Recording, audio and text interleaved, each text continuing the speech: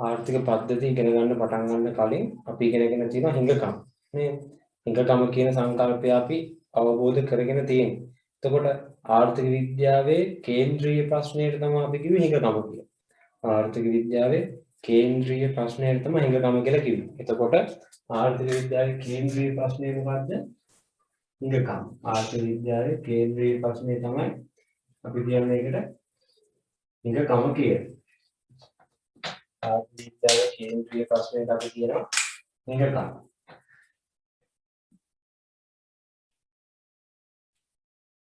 ඒක අපි දැනටමත් දන්නවනේ.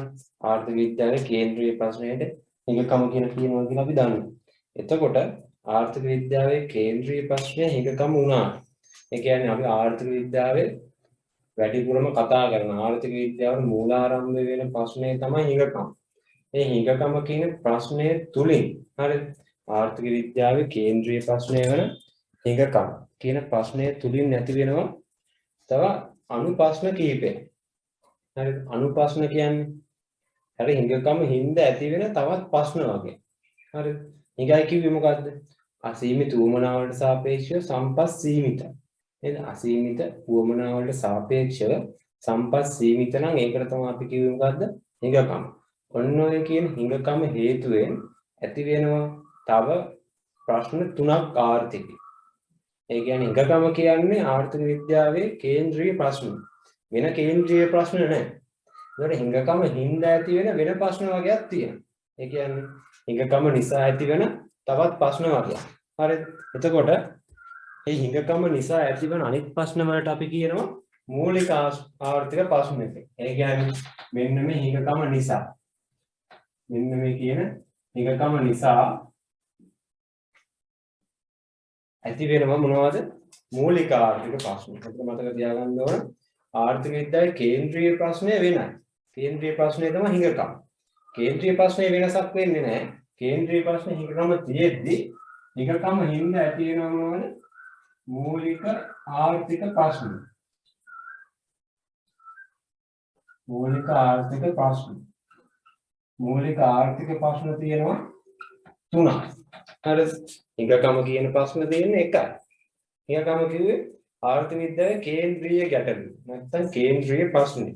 මේ කේන්ද්‍රීය ප්‍රශ්නේ නැත්නම් කේන්ද්‍රීය ගැටලුව නිසාවෙන් ඇති වෙනවා මූලික ආර්ථික ප්‍රශ්න තුනක්. මොකක්ද කිව්වේ? ආර්ථික විද්‍යාවේ කේන්ද්‍රීය ප්‍රශ්නේ තමයි හිඟකම. හිඟකම නිසා මූලික ආර්ථික ප්‍රශ්න තුනක් ඇති වෙනවා. මූලික ආර්ථික ප්‍රශ්න තුනක් ඇති වෙනවා. ඔන්නේ මූලික ආර්ථික ප්‍රශ්න විභාගයේ ගොඩක් වෙලාවට ටෙස්ට් කරනවා. අනිවාර්යෙන් ආර්ථික විද්‍යා ප්‍රශ්න පත්‍රයක මූලික ආර්ථික ප්‍රශ්න ගැන තියෙනවා. එතකොට මූලික ආර්ථික ප්‍රශ්න කියලා අහුවොත් කිසියම් තැනක අපි කියන්නේ දැන් මම මේ කියලා දෙන ටික ආර්ථික විද්‍යාවේ කේන්ද්‍රීය ගැටලුව කියලා තිබ්බොත් අපි මේ හිඟකම කියන එක ගැන තමයි ලියන්නේ. එතකොට ආර්ථික විද්‍යාවේ කේන්ද්‍රීය ගැටලුව තමයි හිඟකම. ඒවා තියෙන එකයි. ආර්ථික විද්‍යාවේ කේන්ද්‍රීය ගැටලුවනේ. එතකොට ඒක වචන.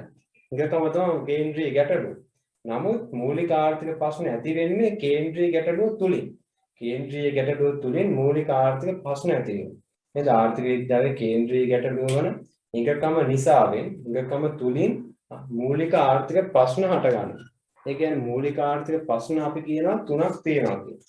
එතකොට මේ තුනට කියන සමාන වචන තුනක් තියෙනවා. නැතුව මේ හයක් එහෙම නෙවෙයි. හරිද? මූලික ආර්ථික ප්‍රශ්න තුනයි. මූලික ආර්ථික ප්‍රශ්න තුනට කියන සමාන වචන තුනයි. හරිද? මූලික ආර්ථික ප්‍රශ්න වලින් පළවෙනි එක. ඒ කියන්නේ හිඟකම නිසා ඇතිවන ඊළඟ ආර්ථික ප්‍රශ්නේ තමයි මොකද්ද? මූලික ආර්ථික ප්‍රශ්න වලින් පළවෙනි එක කුමක් කොපමණ නිෂ්පාදනය කළ යුතුද? කුමක් කොපමණ උපදවන්නේද? නැත්නම් නිෂ්පාදනය කළ යුතුද කියන ප්‍රශ්නේ. කුමක් කොපමණ නිෂ්පාදනය කළ යුතුද? ඇයි එහෙම හිතන්නේ? මොන භාණ්ඩද හදන්නේ? ඒකයි කුමක් කියන එකෙන් අදහස් කරන්නේ. මොන භාණ්ඩද හදන්නේ? කොච්චරක් හදනවද? ඇයි එහෙම ප්‍රශ්නයක් ආර්ථික විද්‍යාවේ ආවේ?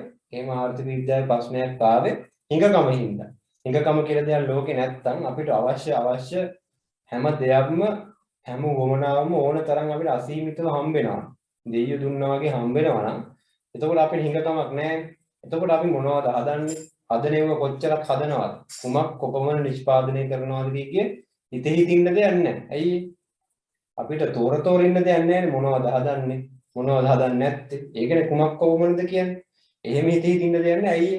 හිඟකමක් නැත්තා. හිඟකමක් තියෙන හිඟ තමයි අපි මොනවද හදන්නේ කොච්චරක් හදනවද කියලා කල්පනා කර කර ඉන්න වෙන්නේ. කුමක් කොපමණ නිපදවන්නේද නැත්නම් කුමක් කොපමණ නිෂ්පාදනය කළ යුතුද? නේද? සාමාන්‍යයෙන් අපි උඩම්ම ලියන්නේ එහෙම. කුමක් කොපමණ නිපදවිය යුතුද? කියන ආර්ථික ප්‍රශ්නේ තමයි පළවෙනි ආර්ථික ප්‍රශ්නේ. මම කිව්වා හැම එකකම සමාන වචන තියෙනවා කියලා. හැම මූලික ආර්ථික ප්‍රශ්නයකටම සමාන වචන. ඔය සමාන වචනෙන් එහෙම අපෙන් ඇහුවොත් එහෙම වැඩි අවුල් යනවනේ. එහෙනම් අපි සමාන වචනේ අනිවාර්යෙන් මතක තියාගන්න ඕනේ. එතකොට කුමක් කොපමණ නිෂ්පාදනය කරනවද කියන එකේ සමාන වචන දැන් මම පාඩම් කරගමු. සම්පත් බෙදා වෙන් කිරීමේ ප්‍රශ්නේ. මම මෙතන ලියනවා සම්පත් බෙදා වෙන් කිරීමේ ප්‍රශ්නේ.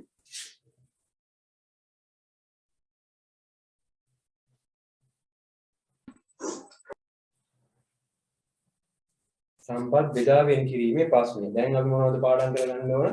දැනට අපි දන්නවා හිඟකම කියන මූලික ආර්ථික ගැටලුව නිසා මොනවද? මූලික ආර්ථික ප්‍රශ්න හට ගන්නවා.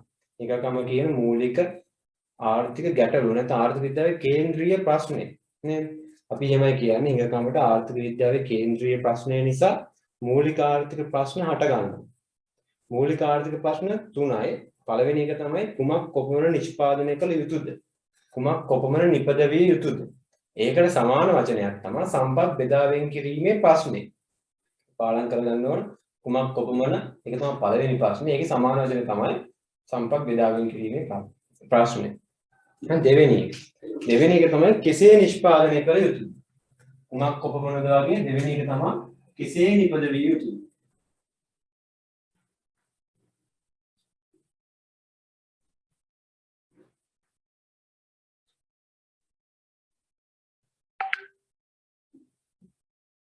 කෙසේ නිපදවිය යුතුද නේ?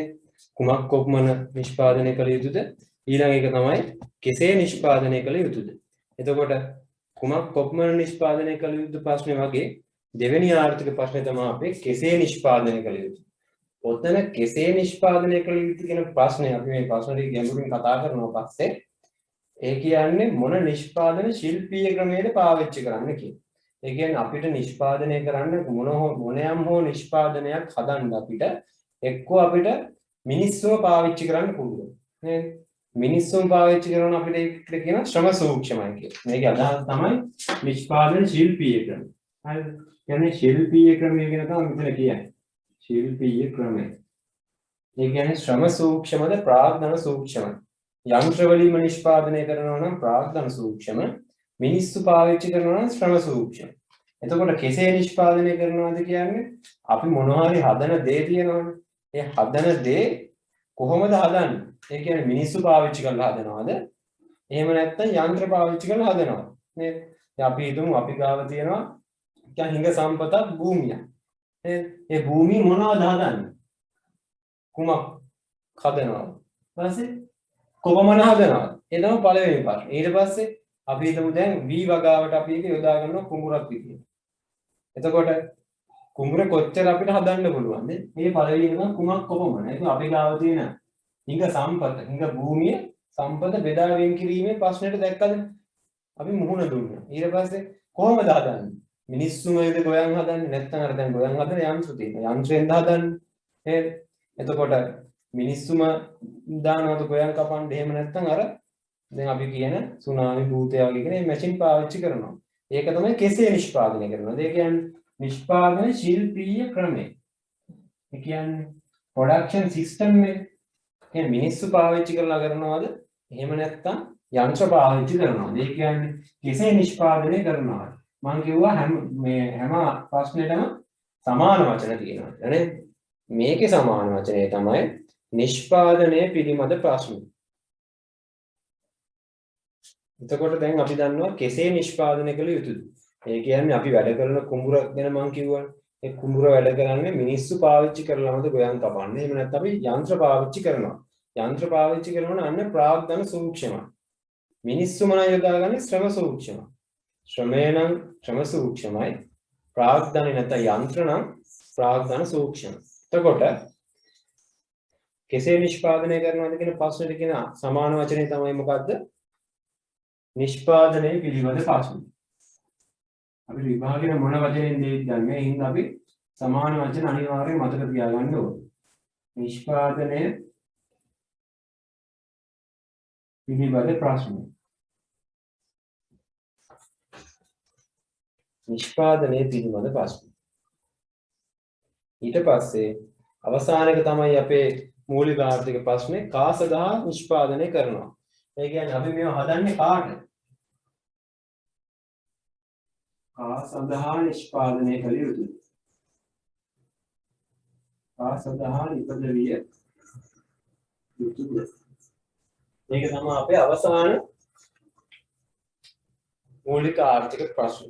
අපි කාටද මේව හදන්නේ? ඒ කියන්නේ දුප්පත් සාමාන්‍යයෙන් අඩු ආදායම්ලාභීන්ටද හදන්නේ. නැත්නම් ආදායම ඉහළ පුද්ගලයන්ටද හදන්නේ. ආදායම් පහළ පුද්ගලයන්ටද හදන්නේ. නේද? ඒකට සුපෝපභෝගී භාණ්ඩයක් අපේ. එහෙනම් අපේ නිකන් මාකට් එක වෙනස් කට්ටිය. නේද? නිකන් දුප්පතුන් පාවිච්චි කරන භාණ්ඩයක් නම් අපේ මාකට් එක තවත් කට්ටිය. ඒක කාටද හදන්නේ? සල්ලි තියෙන කට්ටියද? සල්ලි නැති කට්ටියද? ඔන්න ඒක තමයි කාසදාන නිෂ්පාදනය කළ යුතුද කියලා කියන්නේ. එතකොට කාසදාන නිපදවිය යුතුද කියන ප්‍රශ්නයට සමාන වචනයක් තියෙනවා. ඒක තමයි ආදායම් බෙදී යාම පිළිබඳ ප්‍රශ්න. කුමක් කොහොමද කියන කී වචනේ මොකද්ද? සම්පත් බෙදී යාමේ ප්‍රශ්නය. කෙසේ නිෂ්පාදනය පිළිබඳ ප්‍රශ්නය. කාසදාන නිපදවිය යුතුද? ඒක තමයි ආදායම් බෙදා වෙන් කිරීම පිළිබඳ ප්‍රශ්නය. නැත්නම් ආදායම් බෙදී යාම පිළිබඳ ප්‍රශ්න.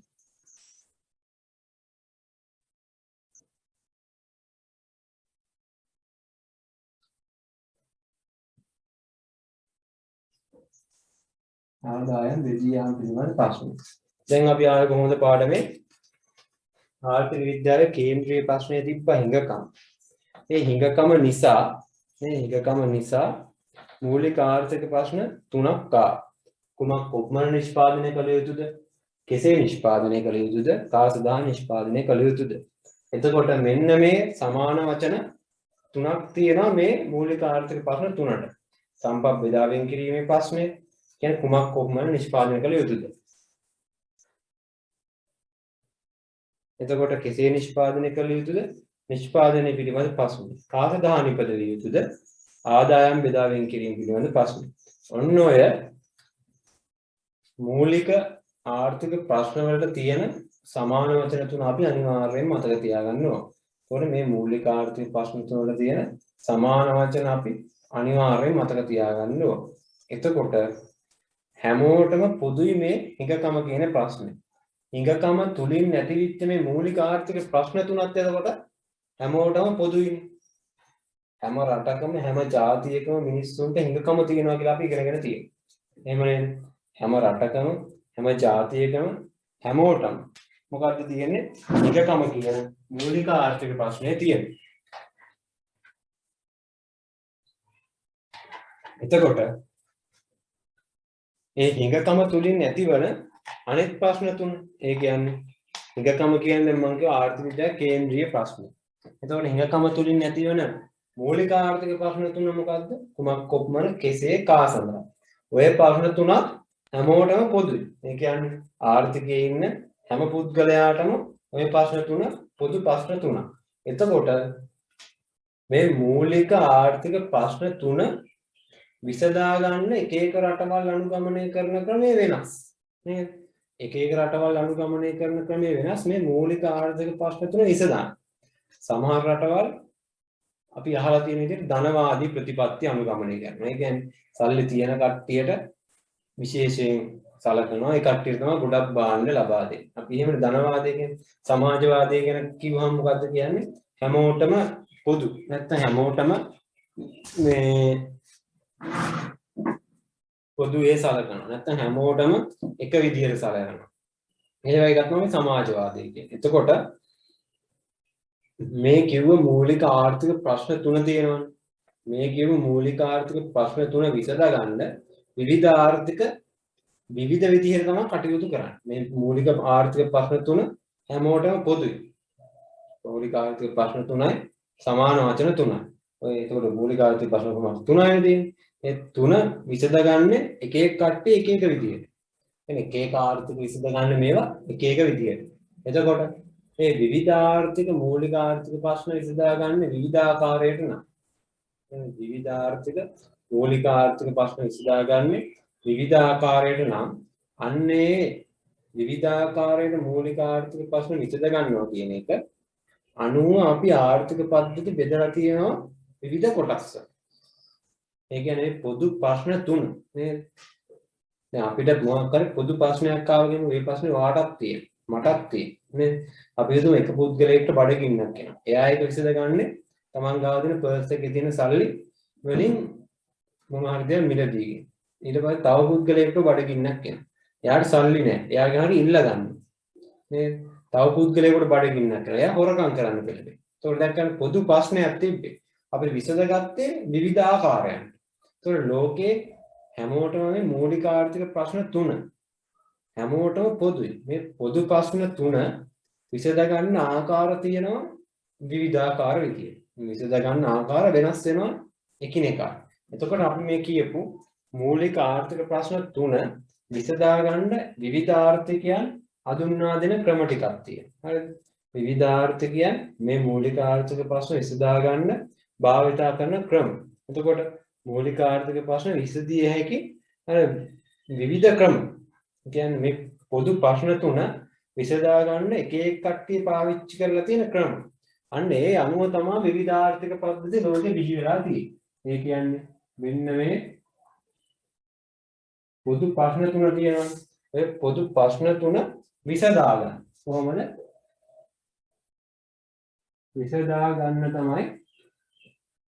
විසඳා ගන්න තමයි අපි මේ ආර්ථික පද්ධති යොදාගෙන තියෙන එක එක රටවල්. නේද? අපි දන්නවා ලෝකේ ආර්ථික විදිහවල් ගත්තම රුසියාවේ තියෙන්නේ ටිකක් වෙනස් විදියක්. නේද? ජපානයේ වෙනස් විදියක්. ඇමරිකාව එංගලන්තේ තවත් විදියක්. නේද? අපි දන්නවා සමාජවාදය කියන පැත්තට තමයි රුසියාවේ මුල ඉඳන් ඇවිල්ලා ඒ විදිහට තියෙන අපි අහලා තියෙන සමාජවාදය කියන්නේ. එතකොට ඒ කට්ටිය ආර්ථික ප්‍රශ්න විසඳගත්තේ සමාජවාදී දර්ශනයෙන්. එතකොට එංගලන්තේ ඕස්ට්‍රේලියාව නැත්නම් ඇමරිකාව වගේ රටවල් එයාලා ධනවාදයට කියන්නේ. ඔන්න ඔය වගේ මේ මූලික ආර්ථික ප්‍රශ්න තුන විසඳා ගන්න පාවිච්චි කරන ආර්ථික පද්ධති අපි වර්ගීකරණය කරනවා විවිධ නිර්ණායක අනුව. දැන් මතක තියාගෙන තියෙන දැනට හිඟකම ඉන්න මූලික ආර්ථික ප්‍රශ්න ආවා. එතකොට මූලික ආර්ථික ප්‍රශ්න විසඳ ගන්න අපි ආර්ථික පද්ධති තමයි යොදාගන්නේ. මේවා විසඳ ගන්න අපි යොදාගන්නේ ආර්ථික පද්ධති.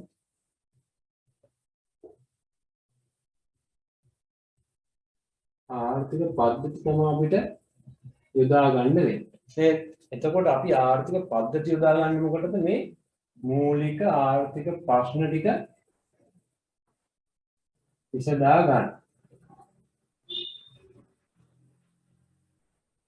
මූලික ආර්ථික ප්‍රශ්න ටික විසඳා ගන්න තමයි ආර්ථික පද්ධති අපි යොදාගන්නේ. එතකොට ආර්ථික පද්ධති වර්ගීකරණය කරන්න පුළුවන්. මේ ආර්ථික පද්ධති අපි වර්ගීකරණය කරන නිර්ණායක තියෙනවා. වර්ගීකරණය කරන නිර්ණායක.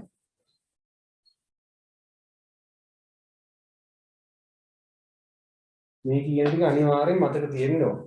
දැන් රටවල් වල තියෙන ආර්ථික විදිහවල් නැත්නම් ආර්ථික පද්ධති වර්ගීකරණය කරන නිර්ණායක තියෙනවා. හොඳද? රටවල් වල තියෙන ආර්ථිකයන් නැත්නම් ආර්ථික පද්ධති වර්ගීකරණය කරන නිර්ණායකවල් තියෙනවා. එතකොට මේ නිර්ණායක අනුව විවිධ නම් වලින් ආර්ථික පද්ධති හඳුන්වනවා. මේ නිර්ණායක කියන්නේ මොකක්ද? අපි දන්නවා මේ අපි ක්‍රිකට් මැච් එක මේ අපි හිතමු බැට්ස්මන් කෙනෙක් හොඳද නැද්ද කියලා මේ එයා අපි කල්පනා කරන්න පාවිච්චි කරන නිර්ණායක තියෙනවා. එයාගේ ඇවරේජ් එක බලන්න. CA ගාන. ඇවරේජ් එක කියන්නේ එක නිර්ණායකයක්. CA ගාන කියන්නේ තව නිර්ණායකයක්. නේද? එතකොට ඉකොනොමි එකක්ද මේ ස්ට්‍රයික් රේට් එක කියලා තියෙන එක ඒක තව නිර්ණායකයක්. ඒක වෙනස් වෙනවා. ඒ වගේ ආර්ථික පද්ධති වර්ගීකරණය කරන්න පාවිච්චි කරන නිර්ණායක තියෙනවා. හරි එකම බැට්ස්මන් තමයි අපි විවිධ නිර්ණායක වලින් බලන්නේ. අයා CEO ගහලා තිබ්බට එයාගේ ස්ට්‍රයිට් රේට් එක හරියන්නේ නැහැ. ඒ අතින් එයා ෆේල්. එහෙම අපි කියන්න පුළුවන්. ඒ වුණාට අන්න ඒ විදිහට ආර්ථික පද්ධති අපි විවිධ විදිහට නිර්ණායක වලින් වර්ගීකරණය කරනවා. අපි නිකන් මිනිස්සු ගත්තොත් පොදුවේ මිනිස්සු අපිට වර්ගීකරණය කරන්න පුළුවන් නිර්ණායක මොනවද? මම මේ නිර්ණායක කියන වචනේ තේරුම් කරන්න හදන්නේ. මිනිස්සු වර්ගීකරණය කරන්න පුළුවන් නිර්ණායක තියෙනවා. එකක් අපිට ස්ත්‍රී පුරුෂ භාව. එයා ගෑනු කෙනෙක්, මෙයා පිරිමි කෙනෙක්. තව එයා ගොඩක් උසයි. අරයා ඇත්තට උස නැහැ. අන්න උස. නේද? අරයා මහතයි. මෙයා මහත නැහැ කෙට්ටු. එතකොට එකම මිනිස්සු කණ්ඩායම නැත්තම් ලෝකේ ඉන්න එකම මිනිස්සු සෙට් එක නේද? වර්ගීකරණය කරන්න පුළුවන් නිර්ණායක. එයා සුදු ජාතිකයෙක්. මෙයා කළු ජාතිකයෙක්. එකම මිනිස්සු ටික නේද? විවිධ විදිහට අපි බෙදුවා. විවිධ විදිහට අපි වර්ගීකරණය කරා.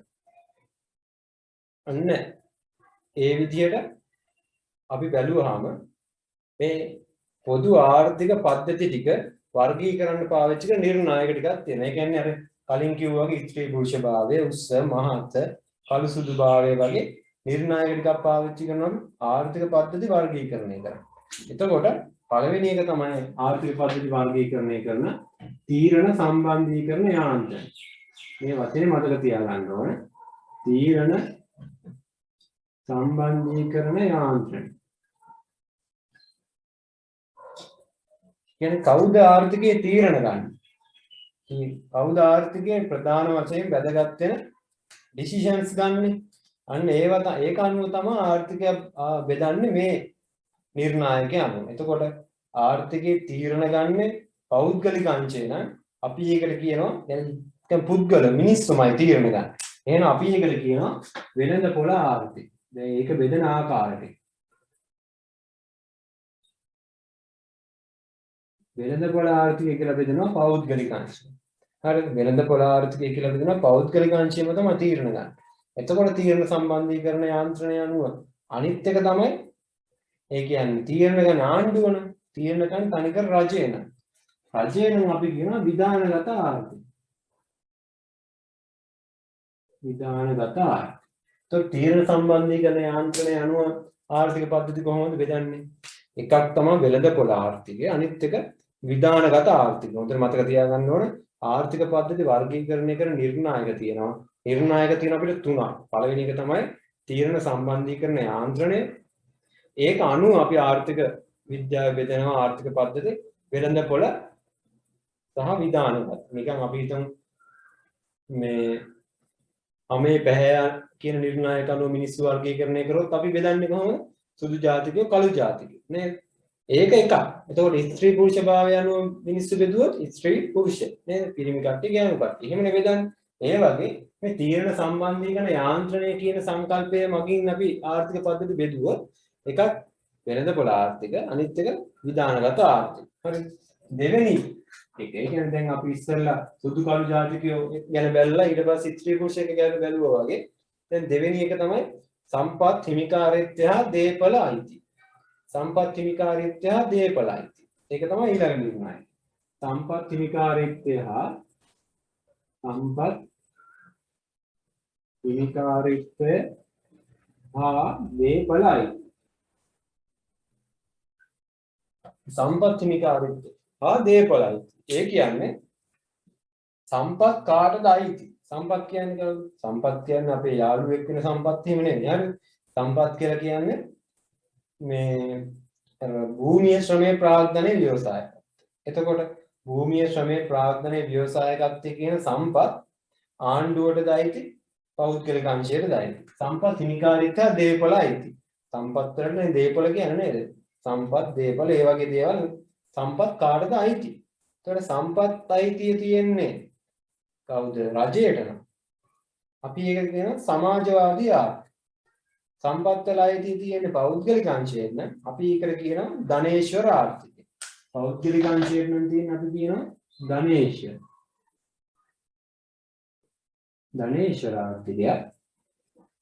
සම්පත් හිමිකාරීත්වය දේපල අයිතිය තියෙන්නේ රජයෙන් නම් අපි කියනවා සමාජවාදී ආර්ථිකය.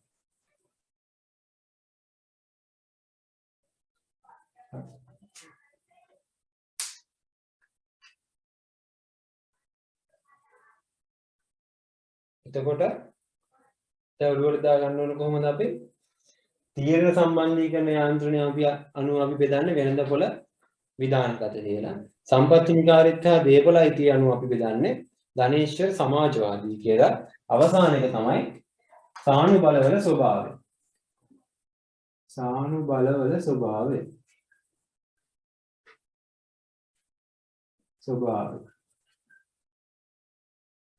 සානුබලවල ස්වභාවය. මේ සානුබලවල ස්වභාවය කියන මාතෘකාව යටතේ අර වර්ගීකරණය කරන කොටස් අපිට මතක තියාගන්න නැහැ. ඒකෝර අපිට මතක තියාගන්න තියෙන ටික දැන් අපි මේ ආර්ථික පද්ධති වර්ගීකරණයට අදාළ උපකොටස් වල ටික අපි දැන් කරලා ඉවරයි. ඒ කියන්නේ ආර්ථික පද්ධති වර්ගීකරණය කරන්න පාවිච්චි කරන නිර්ණායක තියෙනවා. අපි අනිවාර්යෙන් මේ නිර්ණායක මම මේ කළු පාටින් දීලා තියෙන නිර්ණායක තුන මතක තියාගන්න ඕනේමයි. අනිවාර්යෙන් මතක තියාගන්න ඕනේ. එතකොට මේ නිර්ණායක ඇතුලේ අණු කොටස්. ඒ කියන්නේ අර සුදු ජාතිකය කළු ජාතිකය වගේ ඒ කියන්නේ නිර්ණායක අණු බෙදෙන හැටි කියන ටික ආය අනිවාර්යෙන් මතක තියාගන්න ඕන. අපි ප්‍රශ්න අහනවා ධනේශ්වර හා සමාජවාදී ලෙස ආර්ථික පද්ධති වර්ගීකරණය කරන්නේ කුමන නිර්ණායක යටතේ? ඒ කියන්නේ යටේ ඉඳන් උඩට අහනවා. එතකොට අපි ලියන්න ඕන ධනේශ්වර සමාජවාදී නම් සම්පත් හිමිකාරීත්වය දේපොළයි. ඊට පස්සේ අනිත් පැත්තට තීරණ සම්බන්ධීකරණ යාන්ත්‍රණය අනුව ආර්ථික පද්ධති වර්ගීකරණය කරන්නේ කෙසේද? ඒතර වෙළඳ පොළ විධානගත. ආයේ නිකම් මුලමකින් අහනවා. ආර්ථික පද්ධති වර්ගීකරණය කරන නිර්ණායක මොනවාද? එතකොට තීරණ සම්බන්ධීකරණ යාන්ත්‍රණය සම්පත් හිමිකාරීත්වය දේපොළයි සානුබලවල ස්වභාවය. ඔන්න ඔහොමයි ওই ටික මතක තියාගන්න. දැන් අපි කොහොමද ඇවිත් තියෙන්නේ? ඉංගකම කියන මූලික කියන්නේ ආර්ථික විද්‍යාවේ කේන්ද්‍රීය ප්‍රශ්නය. මූලික නෙවෙයි. ආර්ථික විද්‍යාවේ කේන්ද්‍රීය ප්‍රශ්නය තිබ්බා. ඒක තුලින් නැත්නම් ඒක හින්දා ආව අපිට මූලික ආර්ථික ප්‍රශ්න තුනක් කුමක් කොහොමද කෙසේ කා සඳහා අන්න ඕක විසඳ ගන්න යද්දි අපි ආර්ථික පද්ධති පාවිච්චි කරනවා. ආර්ථික පද්ධති බෙදෙන විදිහව වර්ගීකරණය කරන නිර්ණායක ටිකක් තියෙනවා. පළවෙනි නිර්ණායකය තමයි තීරණ සම්බන්ධීකරණ යාන්ත්‍රණය, සම්පත් හිමිකාරීත්වය දේපළයිතිය, සානුබලවල ස්වභාවය. එතකොට ඔන්න ඔය ටික ඔළුවේ තියෙන්න ඕන මේ මූලික කොටස්. ඒ කියන්නේ ආර්ථික පද්ධති ගැන තියෙන මුල්ම ටික.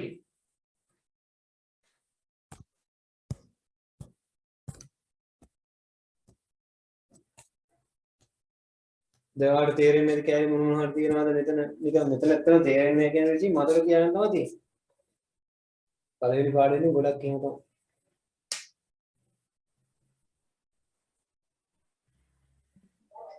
අවුලක් නැහැ තේරෙනවා. අවුලක් නැහැ මතක තියාගන්න තමයි බන් තියෙන්නේ. හරි. තව ටිකක් මතන් දී. මේ එතකොට මේ දැන් මෙන්න මේ මූලික ආර්ථික ප්‍රශ්න තුන විසඳන්න. අපි ආර්ථික පද්ධති පාවිච්චි කරනවා. මේ ආර්ථික පද්ධති තමයි අපි මේ විදිහට වර්ගීකරණය කරන්නේ. ওই විදිහට වර්ගීකරණය කරේ අපි ආර්ථික පද්ධති. අපි වර්ගීකරණය කරපු ටික මෙහෙම ඉරකින් වෙන් කරගෙන අපි නැත්නම් වෙන දෙයක් ලිව්වට පස්සේ ඒකත් එක පැටලෙන්න පුළුවන්. අපි ඉඩක් ගන්නවා මේ පැත්ත. මේ කියපු ආර්ථික පද්ධති. අපි ආර්ථික පද්ධති කියන්නේ කතා කරන්නේ. එතකොට මේ ආකාරයට අපි ආර්ථික පද්ධති තමයි බෙදුවේ. නේද? ආර්ථික පද්ධති තමයි අපි බෙදුවේ නැත්නම් වර්ගීකරණය කරේ. අපිට පාඩමේ ලොකුවට ඉගෙන ගන්න තියෙන්නේ ආර්ථික පද්ධති ගැන. එතකොට මෙන්න මේ ආකාරයට තමයි අපි ආර්ථික පද්ධති බෙදුවේ නැත්නම් ආර්ථික පද්ධති වර්ගීකරණය කරේ. එතකොට මේ කියපු ආර්ථික පද්ධති නැත්නම් මේ අපි කතා කරන ආර්ථික පද්ධති නැත්නම් මේ ආකාරයට අපි බෙදපු ආර්ථික පද්ධති අපිට පුළුවන් අර පොදු විදිහකට වර්ගීකරණය කරලා කතා කරන්න. පොදු විදිහකට වර්ගීකරණය කරනවා කියන්නේ දැන් අපි ආර්ථික පද්ධති විවිධ නිර්ණායක යටතේ වර්ගීකරණය කරා. දැන් අපි ආර්ථික පද්ධති මේ නිර්ණායක තුනක් යටතේ වර්ගීකරණය කරලා තියෙනවා. අපි ආර්ථික පද්ධති නිර්ණායක තුනක් යටතේ වර්ගීකරණය කරා. දැන් අර මං කිව්වනේ සුදු හරි කළු හරි කියන මිනිස්සු ටිකමනේ අපි උසමිටි කියලා බෙදන්නේ. නේ එකම ආර්ථික පද්ධති ටික තමයි අපි මේ විවිධ නිර්ණායක යටතේ බෙදන්නේ. හරිද? එතකොට අන්න ඒ විදිහට අපි මේක බෙදෙන පොදු ආකාරයක් ගන්නවා. කියන ආර්ථික පද්ධතිය අපි වර්ගීකරණය කරන පොදු ස්වභාවය. එතකොට ආර්ථික පද්ධති පොදුවේ අපි වර්ගීකරණය කරොත් කොයි වගේ අදහසක්ද එන්නේ කියලා. එතකොට අපි ආර්ථික පද්ධති පොදුවේ බෙදද්දී අපි මුලින්ම බලනවා ආර්ථික පද්ධති ගැන පොදු නිර්වචනයක් හදාගන්න. ආර්ථික පද්ධති ගැන පොදු නිර්වචනය. කියන්නේ අපි නිර්වචනය මතක තියා ගැනීම අපේ පාඩම මුලින් කරගන්න පොඩ්ඩක් වටිනවා. ඒතකොට අපි ආර්ථික පද්ධති ගැන පොදු නිර්වචනයක් බලමු. ආර්ථික පද්ධතියක් කියලා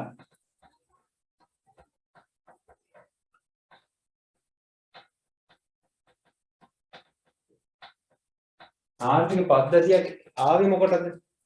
මේ හිඟකම හින්දාව මූලික ආර්ථික ප්‍රශ්න. මේ මූලික ආර්ථික ප්‍රශ්න විසඳා ගන්න හැම රටකටම හැම ආර්ථිකයකටම මොකක් හරි ක්‍රමයක් ඕන නෑනේ. අන්නේ ක්‍රමයනේ මේ ආර්ථික පද්ධති කියලා. එතකොට අපි කියනවා ආර්ථික පද්ධති කියන්නේ මොකද්ද? හිඟකම හමුවේ. මේ හිඟකම හමුවේ තේරීම් කරමින්. හරිද? හිඟකම හමුවේ මේ මූලික ආර්ථික ප්‍රශ්න. මේවට අපිට සමාන වචන ඕනනම් කියනවා මූලික ආර්ථික නැත්නම් තේරීම් කියන්නේ. තේරීම් තුන. හරි. ආර්ථික පද්ධති කියන එක අපි කියනවා හිඟකම හමුවේ තේරීම් කරමින් උවමනා සපුරා ගැනීම සඳහා. හරිද? ආර්ථික පද්ධති කියන එකට අපි කියනවා නිර්වචනේ හිඟකම හින්දා තමයි මේක ඇති වුනේ. හිඟකම හමුවේ පාඩම් කරගන්න මම මේ කමාවක් දාන්නේ අපි එතනින් ඉඳලා ඒක මතක තියාගන්න. හිඟකම හමුවේ තේරීම් කරමින් උවමනා සපුරා ගැනීම. උවමනා සපුරා ගැනීමට උවමනා සපුරා ගැනීම සඳහා එංගොම හිඟකම හමුවේ තේරීම් කරමින් උවමනා සපුරා ගැනීම සඳහා. හරිද?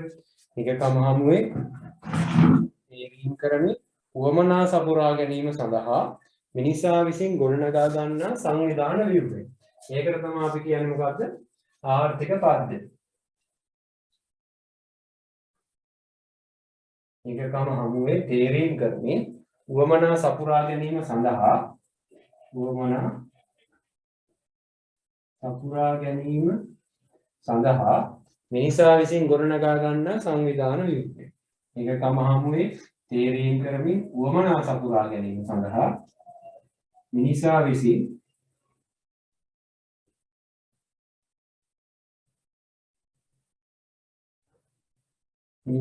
ගොඩනගා ගන්නා සංවිධාන ව්‍යුහය.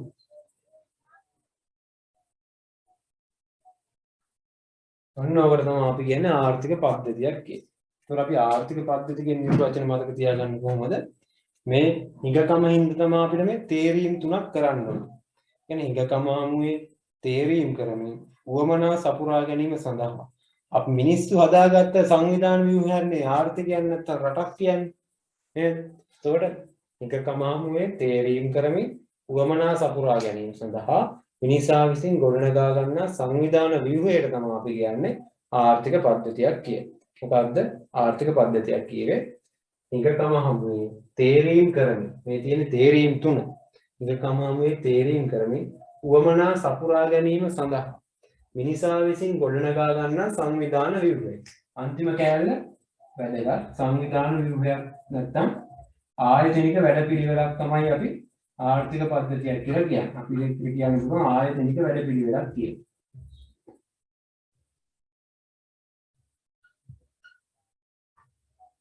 ඒ කියන්නේ මිනිස්සු එකතු වෙලා හදාගත්ත නිකන් සිස්ටම් එකක්. සිස්ටම් එකක් හදනවා තමයි මොකද සිස්ටම් එක හදන්නේ අපි. හිඟකම හමුවේ තේරීම් කරමින් උවමනා සපුරා ගන්න. හිඟකම හමුවේ තේරීම් කරමින් උවමනා සපුරා ගන්න මිනිස්සු එකතු වෙලා හදන ආයතනික වැඩපිළිවෙලට තමයි කියන්නේ මොකද්ද අපි ආර්ථික පද්ධතිය කියන්නේ. ඒතකොට අපි මේ ආර්ථික පද්ධති කියන නිර්වචනයක් අනිවාර්යයෙන් මතක තියාගන්න ඕනේ. මොකටද? අපි දැන් මාතෘකාවත් ආර්ථික පද්ධතිය. එතකොට ආර්ථික පද්ධති කියන එක ගොඩ දාගද්දි ආර්ථික පද්ධති නිර්වචනය මතක තියාගන්න. කොහොමද මතක තියාගන්නේ? හිඟකම හමුවේ තේරීම් කරමින් උවමනා සපුරා ගැනීම සඳහා. දැන් කොටස් කැඩෙන හැටි එකකම හමුවේ. තේරීම් කරමි. උවමනා සපුරා ගැනීම සඳහා මිනිසා විසින් ගොඩනගා ගන්නා සංවිධාන ව්‍යුහය ආර්ථික පද්ධතිය ලෙස හඳුන්වනවා. ආර්ථික පද්ධතිය කියන්නේ මොකක්ද කියලා අහුවම අපිට ඒක ලියන්න පුළුවන්. එතකොට එකකම හමුවේ තේරීම් කරමි. උවමනා සපුරා ගැනීම සඳහා මිනිසා විසින් ගොඩනගා ගන්නා ආයතනික වැඩපිළිවෙල නැත්තම් සංවිධාන ව්‍යුහය. තමයි මොකක්ද අපේ ආර්ථික පද්ධතිය. එතකොට දැක්කද පාඩම හිඟකම තිබ්බ ආර්ථික විද්‍යාවේ කේන්ද්‍රීය ගැටලුව. ඒ තුලින් මූලික ආර්ථික ප්‍රශ්න තුනක් ආවා. ඒවට සමාන වචන තුනකුත් තියෙනවා. එතකොට ඒවට මූලික තේරීම් තුන කියන්න පුළුවන් අපිට. එතකොට මේ මූලික ප්‍රශ්න තුන විසඳා ගන්න ආර්ථික පද්ධති පාවිච්චි කරනවා. එතකොට මේ ආර්ථික පද්ධති වර්ගීකරණය කරන්න නිර්ණායක තුනක් පාවිච්චි කරා. තීරණ සම්බන්ධීකරණ යාන්ත්‍රණය, සම්පත් හිමිකාරීත්වය හා දේපල අයිතිය සහ සානු බලවල ස්වභාවය. මෙන්න මේ ಜಾති තුන අනුව තමයි වර්ගීකරණය කරන්නේ. වර්ගීකරණය කරද්දී තීරණ සම්බන්ධීකරණ යාන්ත්‍රණයත් එක්ක අපි හදන්නේ කොහොමද? වෙළඳපොළ ආර්ථික, විධානගත ආර්ථික. ඊට පස්සේ සම්පත් හිමිකාරීත්වය දේපල අයිතියත් එක්ක අපි බෙදන්නේ කොහොමද? ධනේශ්වර ආර්ථික, සමාජවාදී ආර්ථික, සානු බලවල ස්වභාවය කියන එක අපි නිර්ණායකයක් විදිහට මතක තියාගත්තාම ප්‍රමාණවත්. එතකොට ආර්ථික පද්ධති කියන එක අපි නිර්වචනයක් දැන් ගොඩ දාගත්තා. කොහොමද? එකකම හමුවේ තේරීම් කරමින් උවමනා සපුරා ගැනීම සඳහා. එකකම හමුවේ තේරීම් කරමින් උවමනා සපුරා ගැනීම සඳහා මිනිසා විසින් ගොඩනගා ගන්නා සංවිධාන ව්‍යුහය නැත්තම් ආයතනික වැඩපිළිවෙල තමයි මොකද්ද? ආර්ථික පද්ධතියක් කියන්නේ. එතකොට දැන් අපි බලනවා විකල්ප ආර්ථික පද්ධති තියෙන්නේ අපි කතා කරන්නේ තුනක් ගැන. ඒ තුනේ ලක්ෂණත් එක්ක අපි මතක තියාගන්න ලක්ෂණකුයි නිර්වචනයි මතක තියාගන්න බලනවා දැම්මම. දැම්මම මතක තියාගෙන කියොත් අපිට ආර්ථික පද්ධති පාඩම සාරාංශගතව අපිට මේ පැයකමාරක් වගේ කාලයක් ඇතුළත ආර්ථික පද්ධති පාඩමේ දල අදහස සාරාංශගතව මතක තියාගන්න පුළුවන්. හරිද? එතකොට මේ නැවත නැවත බලද්දී නැවත නැවත මේක අහද්දී අපිට පුළුවන් ගොඩ දාගන්න කොහොමද ආර්ථික පද්ධති නිර්වචනය. ඒ කියන්නේ මම ගොඩක් ආවෝ පාරක් කියන්නේ ඒකයි. එතකොට නිකකම හමුවේ. නැත්නම් කඩාගෙන මතක තියාගත්ත එහෙම නිකකම හමුවේ තේරීම් කරමින් උවමනා සපුරා ගැනීම සඳහා මිනිසා විසින් ගොඩනගා ගන්න සංවිධාන ව්‍යුහය තමයි ආර්ථික පද්ධති. නිකකම හමුවේ තේරීම් කරමින් උවමනා සපුරා ගැනීම සඳහා මිනිසා විසින් ගොඩනගා ගන්න සංවිධාන ව්‍යුහය තමයි මොකද්ද? ආර්ථික පද්ධති.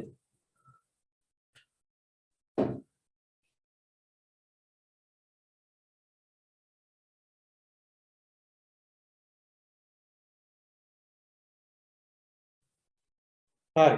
එතකොට දැන් අපි මේ නෝට් එක වැදිලා තියෙන්නේ අපේ සටහනක් විදියට. ඊට පස්සේ අපි දැන් ආර්ථික පද්ධති විකල්ප තුනක් තියෙනවා. මේ විකල්ප ආර්ථික පද්ධති තුන අපි පොඩ්ඩක් සරලව දැන්ම මෙතනදීම මතක තියාගන්න පුළුවන් විදියට ගොඩ දාගන්න බලමු.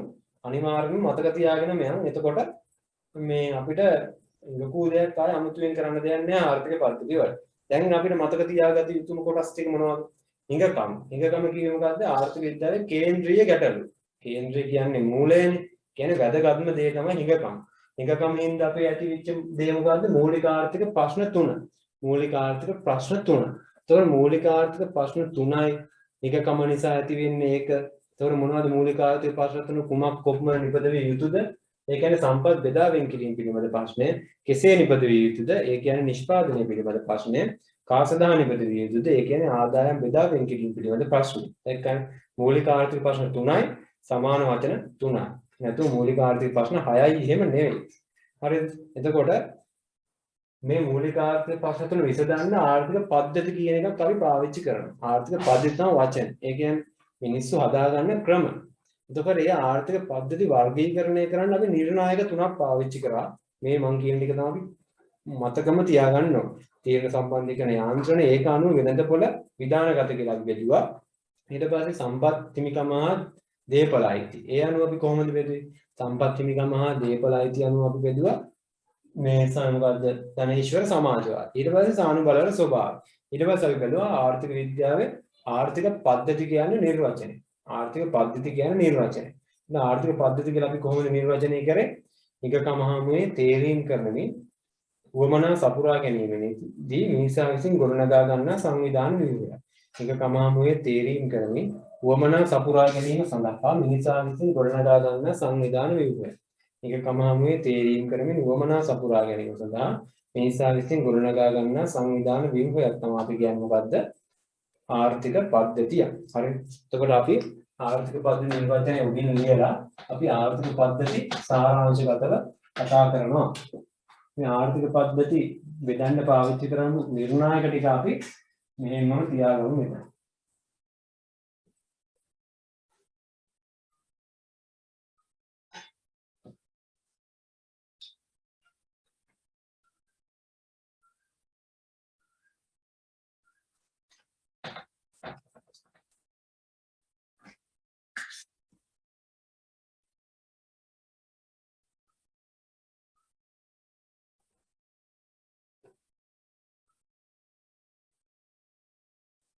දැන් අපි බලමු ආර්ථික විද්‍යාවේ ආර්ථික පද්ධතිය කියන්නේ මොකක්ද? එතන ඉඳන් අපි ආර්ථික පද්ධති කියන එක සාරාංශගතව යමු.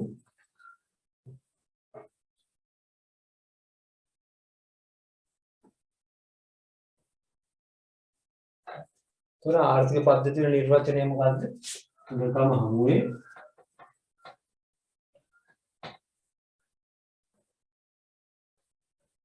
හමුවේ ඊළඟ කොටස තමයි තේරීම් කරන්නේ.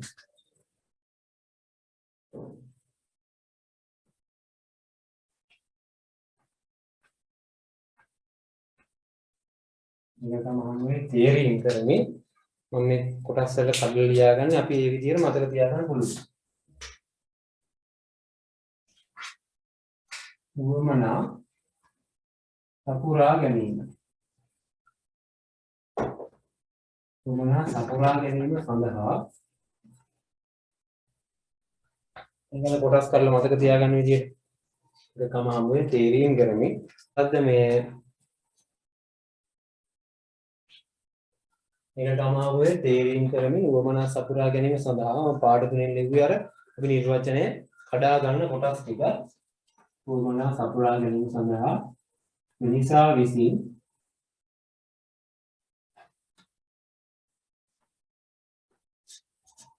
ගොඩනගා ගන්නා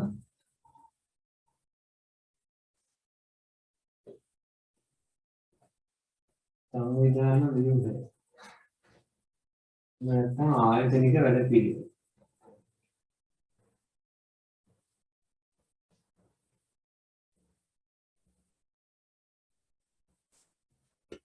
තමයි මොකද්ද? ආර්ථික පද්ධතියක් කියන්නේ. එතකොට මේ ආර්ථික පද්ධති අපි ආර්ථික විද්‍යාව ඉගෙන ගන්න ප්‍රධාන ආර්ථික පද්ධති තුනක් ගැන. ඒ කියන්නේ මේ මෙතන මේ කතා කරපුවාම තමයි. නේද? අපි කියන එකම ලෝකෙ මිනිස්සු ටිකනේ අපි බෙදන්නේ විවිධ වර්ගීකරණ යටතේ. එතකොට අපි ආර්ථික පද්ධති කියලා ඉගෙන ගන්න එකම ආර්ථික පද්ධති ටික තමයි විවිධ වර්ගීකරණයන් යටතේ. එතකොට ආර්ථික පද්ධති කියලා අපි කොටස් වලට බෙදද්දී අපි මුලින්ම බෙදන ආර්ථික පද්ධති කියලා ප්‍රධාන වශයෙන් කොටස් තුනක්.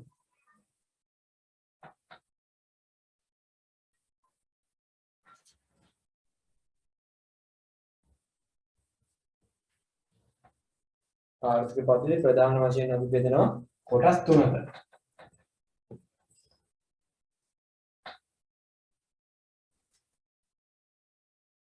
පළවෙනි එක මොකක්ද අපේ වෙළඳපොළ ආර්ථික පද්ධතිය. වෙළඳපොළ ආර්ථික පද්ධතිය. අපි ඒකට ධනවාදය කියලා කියනවා.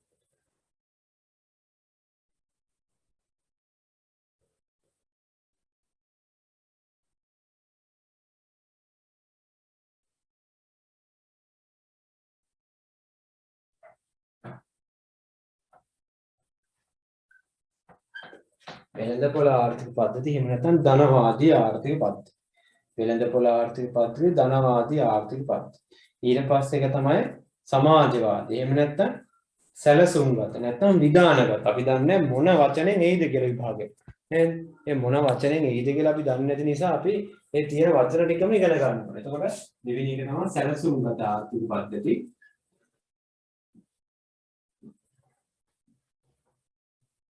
සැලසුම්ගත අපි ඒකට කියනවා විධාන කියලා. දැන් සමාජවාදී කියලා කියනවා. සමාජවාදී සැලසුම්ගත නැත්නම් විධාන මොන වචනෙන් අපි විභාගයට ප්‍රශ්නයක් එයිද දන්නේ. ඊට පස්සේ අනිත් එක තමයි මේ දෙකේ අපි මිශ්‍රණය. මිශ්‍ර ආර්ථික. වර්තමාන ලෝකයේ ගොඩක්ම දකින්න තියෙන අපේ මිශ්‍ර ආර්ථික තමයි.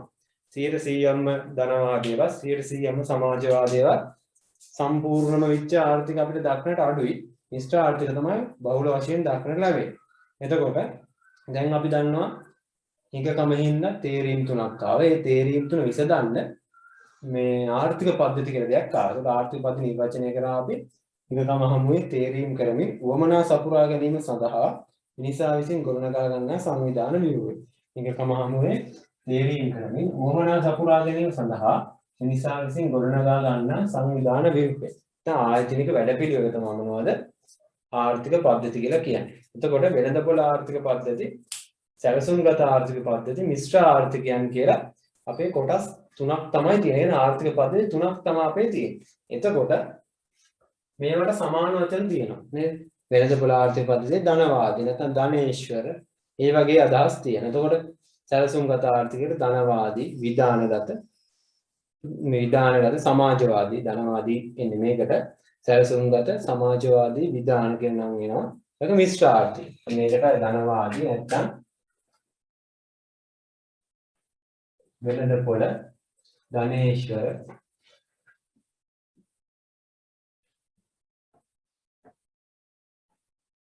ඔය වගේ නම් පාවිච්චි කරනවා. එතකොට දැන් අපි මතක තියාගන්න ඕන මොකක්ද? මේ හැම ආර්ථික පද්ධතියකටම නිර්වචනයකුයි. ඒ ආර්ථික පද්ධතියේ ලක්ෂණයි මූලික ආර්ථික ප්‍රශ්න තුන විසඳන ආකාරය. මොනවද අපි හැම ආර්ථික පද්ධතියකම දැනගන්න ඕන? හැම ආර්ථික පද්ධතිය කියන්නේ ආර්ථික පද්ධති තුනෙන් අපි දැනගන්න ඕන මොකද්ද? නිර්වචනය. හරි. අපි නිර්වචනය කියන්නේ මොකද්ද? ඩෙෆිනිෂන් එක. නිර්වචනයක් මතක තියාගන්න ඕන. හොඳ. නිර්වචනයක් මතක තියාගෙන ඊට පස්සේ අපි මතක තියාගන්න ඕන මොනවද? මේ ආර්ථික පද්ධති වල ලක්ෂණ. ආර්ථික පද්ධති වල ලක්ෂණ. ඒ කියන්නේ මේකේ ලක්ෂණ, මේකේ ලක්ෂණ, මේකේ ලක්ෂණ. මේකේ නිර්වචන, මේකේ නිර්වචන, මේකේ නිර්වචන. ඊට පස්සේ අපි මතක තියාගන්න ඕන මූලික ආර්ථික ප්‍රශ්න තුන. මූලික ආර්ථික ප්‍රශ්න කීයක් තිබ්බේ? තුනයි. තුන විසඳන ආකාර. විසඳන ආකාර. මූලික ආර්ථික ප්‍රශ්න තුන විසඳන ආකාර. කියන්නේ විසඳන විදිය වලට. මූලික ආර්ථික ප්‍රශ්න තුන කොහොමද විසඳන්නේ? කොයි ආකාරයකටද අපි මූලික ආර්ථික ප්‍රශ්න තුන හැන්ඩල් කරන්නේ? ඒ කියන්නේ මේ ප්‍රශ්න ටික බේරුම් කරගන්න යන්නේ ඒක. එතකොට අපි කොටස් කීයක් තියෙනවද? 3 4 3 9ක් වගේ තියෙනවනේ. වෙන ආර්ථික පද්ධති 3යි, නිර්වචන 3යි, ලක්ෂණ 3යි. ලක්ෂණ 3යි නෙවෙයි. කියන්නේ එකකට ලක්ෂණ කීපයක් එනවා. ඒතකොට ලක්ෂණ 3ක සහ මූලික ආර්ථික ප්‍රශ්න විසඳන ආකාර මේ තුනේ. හරි. එතකොට දැන් අපි බලන්න ඕනේ මොකද්ද? මෙන්න මේ ආර්ථික පද්ධති තුනේ මෙන්න මේ කියපු ටික සරලව මතක තියාගන්න. අනිවාර්යයෙන්ම මේවා විභාගෙට එන දේවල්. ඒ නිසා අපි කොහොම හරි පාඩම් කරගන්නම ඕන. එතකොට මම දැන් අද කියලා දෙන්නේ මේ නිර්වචන මේ තුනටම නිර්වචන හදලා මේ නිර්වචන වලින් අපි ලක්ෂණ ටික ඉබේටම ගන්න. නිර්වචන වලින් ලක්ෂණ ටික ඉබේම ගන්න. එතකොට අපි ලක්ෂණ කියලා අමුතුවෙන් කටපාඩම් කරන්න දෙයක් නැහැ. නිර්වචන ටික ගත්තා, නිර්වචනයෙන් ලක්ෂණ ටික ගත්තා. නිර්වචන ගත්තා, නිර්වචන වලින් ලක්ෂණ ටික ගත්තා. එතකොට පළවෙනියෙන්ම අපි නිර්වචනය කරා උඩ මොකද්ද? ආර්ථික පද්ධති ගැන පොදු නිර්වචනය. මම පාඩ මාරු කරලම ලස්සනට ලිව්වේ ඒකයි. මොකද අපි කඩ පාඩම් කරගන්න. ඒක කමහමුවේ තේරීම් කරමින් වමනා සපුරා ගැනීම සඳහා මිනිසා විසින් ගොඩනගා ගන්නා සංවිධාන ව්‍යුහය. ඊට පස්සේ දැන් වෙළඳපොළ ආර්ථිකය තියෙනවා. වෙළඳපොළ ආර්ථික නිර්වචනයක් පාඩම් කරගන්න ඕන. වෙළඳපොළ ආර්ථිකයේ නිර්වචනයක් හදා ගන්න ඕන. එතන මම ඒකට නිර්වචනයක් කියනවා. අපි යන්නේ නිර්වචනය පාඩම් කරගත්තට පස්සේ ලක්ෂණ ටිකත් අපිට ඉබේටම ගොඩ දාගන්න පුළුවන්. අනිවාර්යයෙන්ම ගොඩ දාගන්න පුළුවන්. නිර්වචනය හොඳට බලන්න ඕන. නිර්වචනයේ කොටස් කීපයකින් සමන්විතයි. ඒ කොටස් කීපය අපි කොහොම හරි මතක තියාගන්න ඕන. එතකොට අපිට මේ වෙළඳපොළ ආර්ථිකයේ මේ නිර්වචන මතක තියාගත්තේ නැහැ. මේකත් අපිට ඒකෙන්ම ෂේප් එකක් දාගන්න පුළුවන්. එතකොට අපි මේක හොඳට මතක තියාගන්න ඕන නිර්වචනය තමයි මොකද්ද මේක. කියන්නේ වෙළඳපොළ ආර්ථිකයේ නිර්වචනය. ඒක ඉතාම වැදගත්. වෙළඳපොළ ආර්ථිකයේ නිර්වචනය තමයි අපිට ගොඩක්ම වැදගත් එක. මොකද ඒකෙන් තමයි මේ හැම දෙයකටම අර බේස් එක පදනම එන්නේ. එතකොට දැන් මම කියන නිර්වචනය. වෙළඳපොළ ආර්ථිකයේ නිර්වචනය තමයි වෙළඳපොළ ක්‍රමයක් මගින් හොඳට අහගෙන ඉන්න ඕන වෙළඳපොළ ක්‍රමයක් මගින් මූලික ආර්ථික ප්‍රශ්න වලට විසඳුම් ලබා ගන්න. මොකද්ද මම කිව්වේ? වෙළඳපොළ ක්‍රමයක් මගින් මූලික ආර්ථික ප්‍රශ්න වලට විසඳුම් ලබා ගන්න. ඒක තමයි පළවෙනි කොටස නිර්වචනය. හොඳද? පළවෙනි කොටස තමයි මොකද්ද? මම චූටියට ලියන්න වෙන්නේ. එතන වෙළඳපොළ ක්‍රමයක් මගින්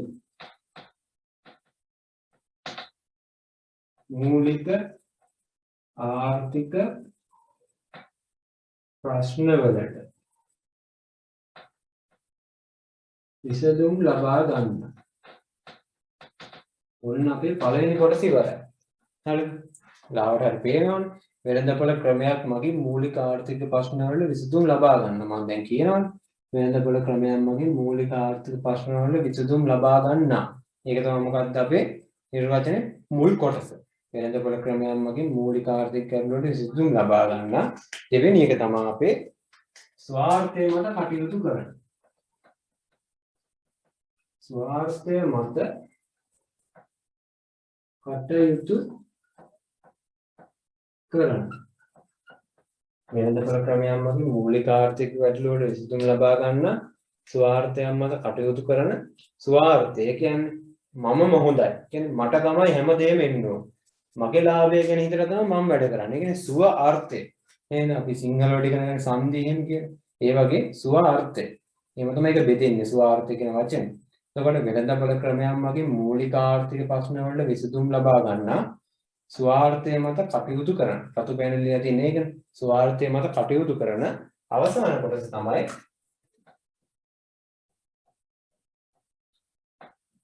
පෞද්ගලික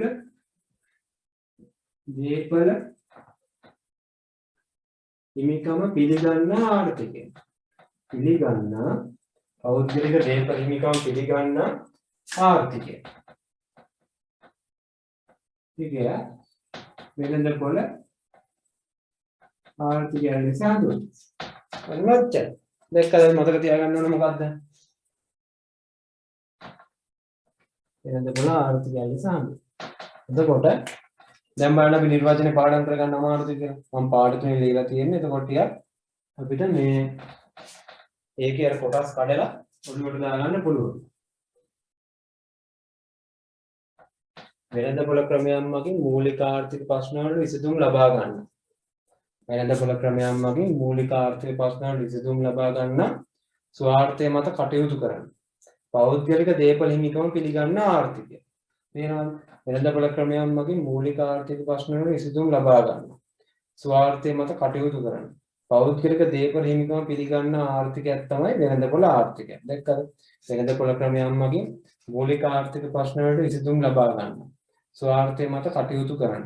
පෞද්ගලික දේපල හිමිකම පිළිගන්න ආර්ථිකයක් වෙළඳපොළ ආර්ථිකය ලෙස හඳුන්වනවා.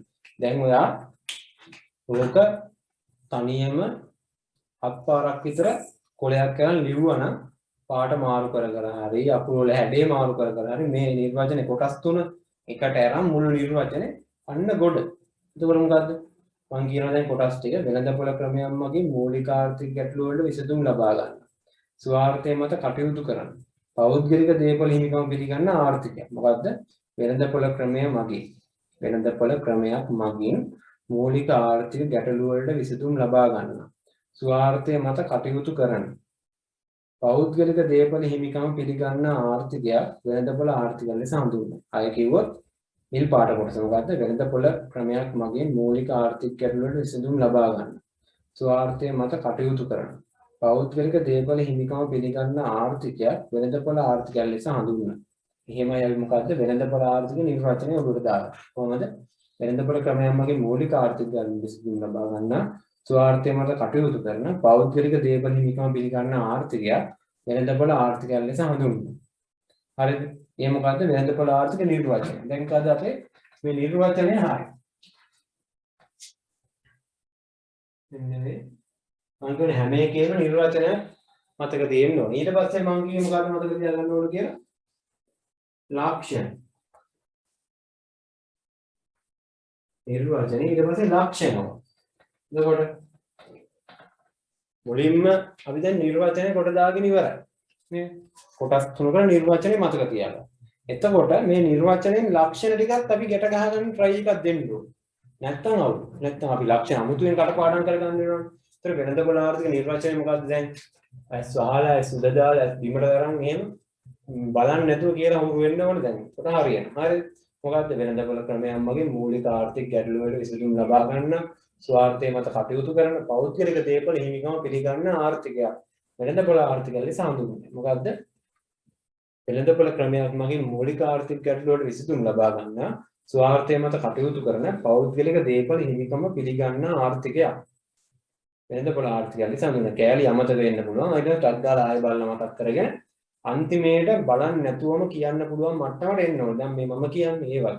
එතකොට වෙළඳපොළ ක්‍රමයක් මගින් මූලික ආර්ථික ගැටලු වලට විසඳුම් ලබා ගන්න, ස්වාර්ථය මත කටයුතු කරන, පෞද්ගලික දේපල හිමිකම පිළිගන්න ආර්ථිකයක්. මොකද්ද?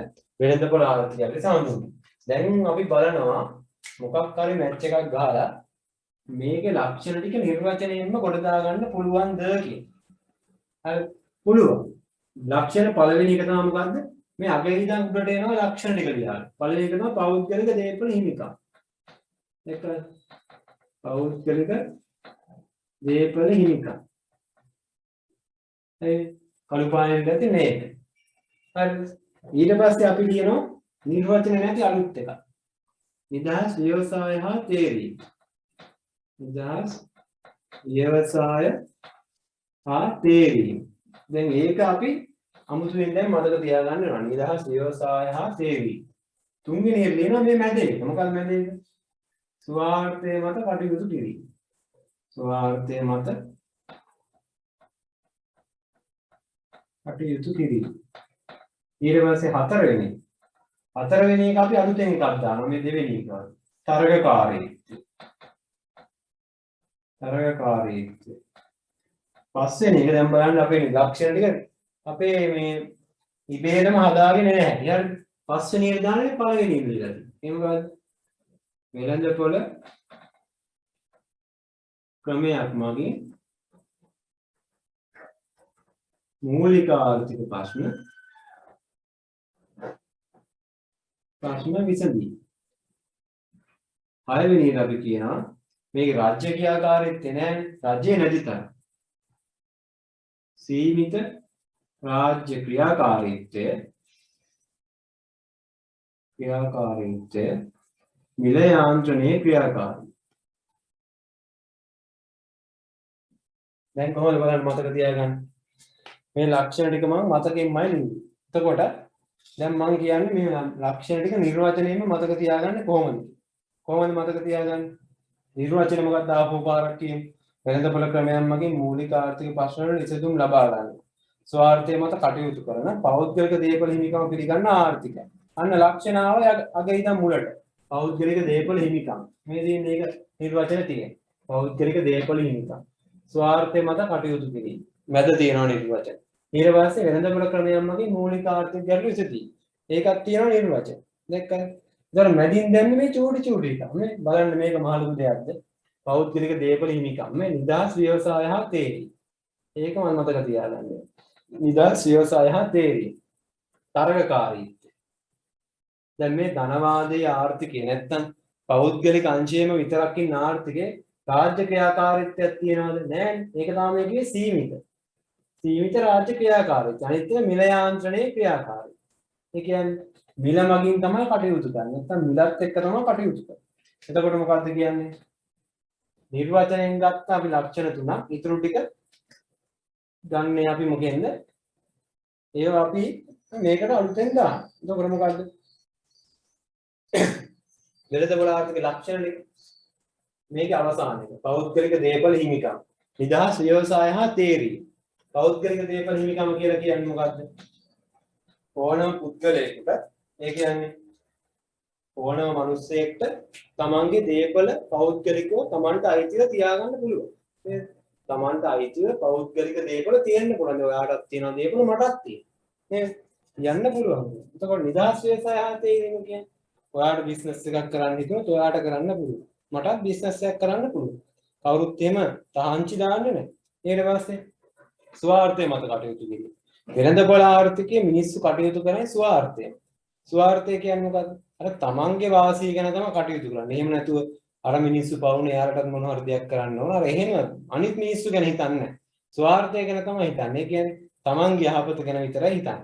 එතකොට තරගකාරීත්වය. දැන් ඔයාලා දන්නවනේ. වෙළඳපොළ ආර්ථිකයේ වෙළඳපොළ කියන එක තුල කොච්චර තරගයක් තියෙනවද නේ? ඒ කියන්නේ අර කම්පැනි පරද්දලා මේ කම්පැනි එන්න හදනවා, මේක පරද්දලා තව එකක් එන්න හදනවා.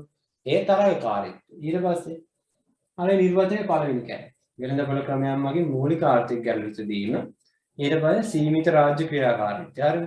වෙළඳපොළ ආර්ථිකයේ රජයේ ක්‍රියාකාරීත්වයක් නැහැ. දැන් ඇමරිකාව එංගලන්තය වගේ රටවල රජයේ ක්‍රියාකාරීත්වයක් නැහැ වැඩි. වෙළඳපොළේ කටයුතු වල. පෞද්ගලික අංශයම තමයි රන් කරන්නේ ඔක්කොම.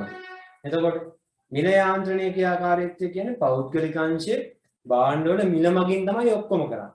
එනේ මිල වැඩි නම් භාණ්ඩ සැපයුම් වැඩි කරනවා අර ඒ වගේ පෞද්ගලික අංශය තමයි මිල මගින් ඔක්කොම කරන්නේ. එතකොට අපි දැන් මතක තියාගන්නේ මොකද්ද? වෙළඳපොළ ආර්ථිකේ නැත්නම් ධනේශ්වර නැත්නම් ධනවාදී ආර්ථිකේ නිර්වචනය ඊට පස්සේ ලක්ෂණ ටික. තේරුණා? ලක්ෂණ ටික කොහොමද අපි පාඩම් කරගත්තේ? මේ නිර්වචනයෙන්මයි ගත්තේ. නිර්වචනයෙන්මයි අපි ගලවලා ගත්තේ.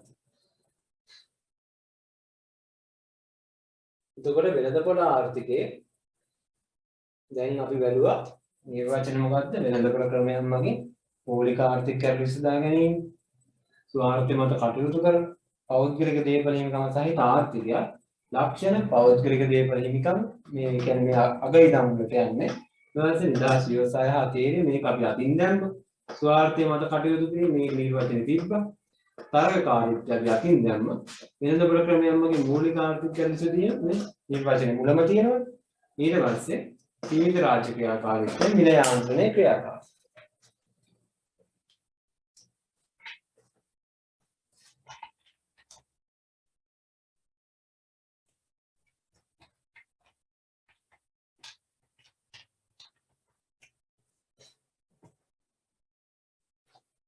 ඒකට වෙළඳපොළ ආර්ථිකයේ අපේ නිර්වචනයේ සහ වෙළඳපොළ ආර්ථිකයේ ලක්ෂණ කියලා අපි මතක තියාගන්න කොටස එච්චරයි. වෙළඳපොළ ආර්ථිකයේ නිර්වචනේ වෙළඳපොළ ආර්ථිකයෙන් අපි ලක්ෂණ වගේ මතක තියාගන්න කොටස එච්චරයි.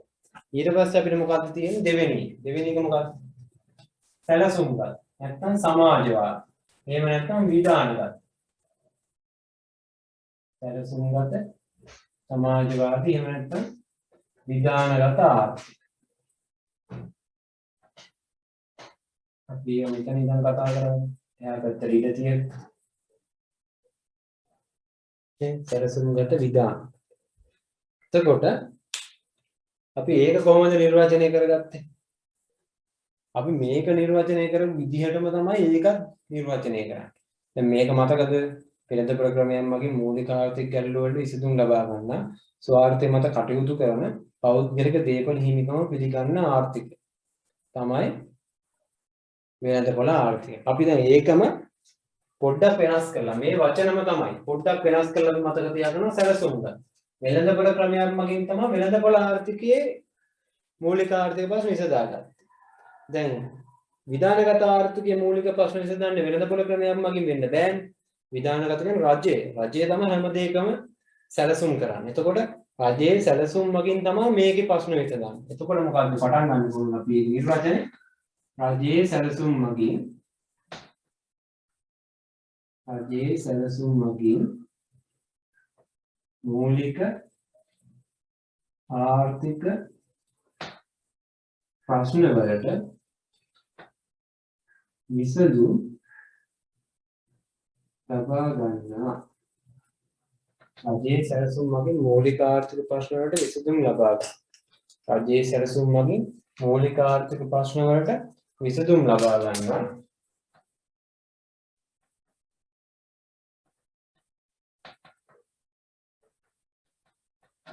රජයේ සැලසුම් මගින් මූලික ආර්ථික ප්‍රශ්න වලට විසඳුම් ලබා ගන්නවා. දෙවෙනි කෑල්ල කොහොමද? මේක දෙවෙනි කෑල්ල කොහොමද? මේ ස්වාර්ථය මත කටයුතු කරන්නේ. ඒ කියන්නේ හැම වෙලාවෙම වෙළඳපොළ ආර්ථිකය නම් කටයුතු කරන්නේ තමන් ගැන හොඳට. ඒ කියන්නේ මම වැඩිපුර ලාභ ලබනවා, අපේ ව්‍යාපාරය තමයි ලාභ ලබන්න ඕන. එහෙම අපේ ව්‍යාපාරය ගැන හිතීම තමයි කටයුතු කරන්නේ. ඒතකොට ධනවාදයේ එහෙම වුණාට සමාජවාදයේ එහෙම නැහැ. සමාජවාදී හැමෝගෙම සුබ සාධන ගැනම තමයි කටයුතු කරන්නේ. එතකොට රජයේ සැලසුම් මගින් මූලික ආර්ථික ගැටලු විසඳුම් ලබා ගන්න. එතකොට ස්වාර්ථය නෙමෙයි. අරගෙන කටයුතු කරන්නේ පොදු සමාජ සුබ සාධනය මත තමයි කටයුතු කරන්නේ. එතකොට පොදු සමාජ සුබ සාධනය මත කටයුතු කරනවා. පොදු සමාජ සුබ සාධනය මත කටයුතු කරනවා. පොදු සමාජ සුබ සාධනය මත කටයුතු කරනවා.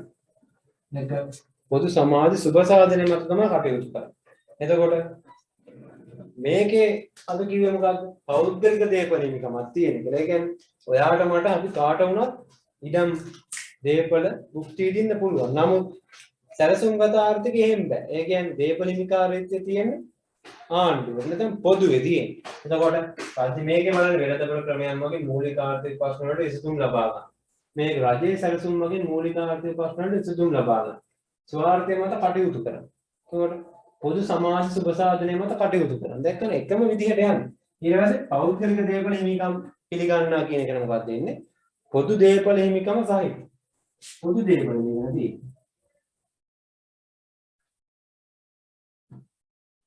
පොදු දේපල හිමිකම සහිත ආර්ථිකය. පොදු දේපල හිමිකම සහිත ආර්ථිකයකට තමයි අපි කියන්නේ මොකද්ද? සමාජවාද. පොදු දේපල හිමිකම සහිත ආර්ථිකය.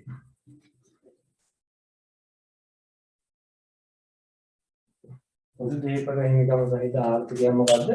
සැලසුම්වාද නැත්තම් සමාජවාදී ආර්ථිකයක් කියලා කියනවා. එතකොට මේක නිර්වචනය කරනවා මේ බලන්න මතක තියාගන්න අමාරුද මේක කොට දාගත්තම මේකත් පුළුවන් අපිට. ඒතර කොහොමද?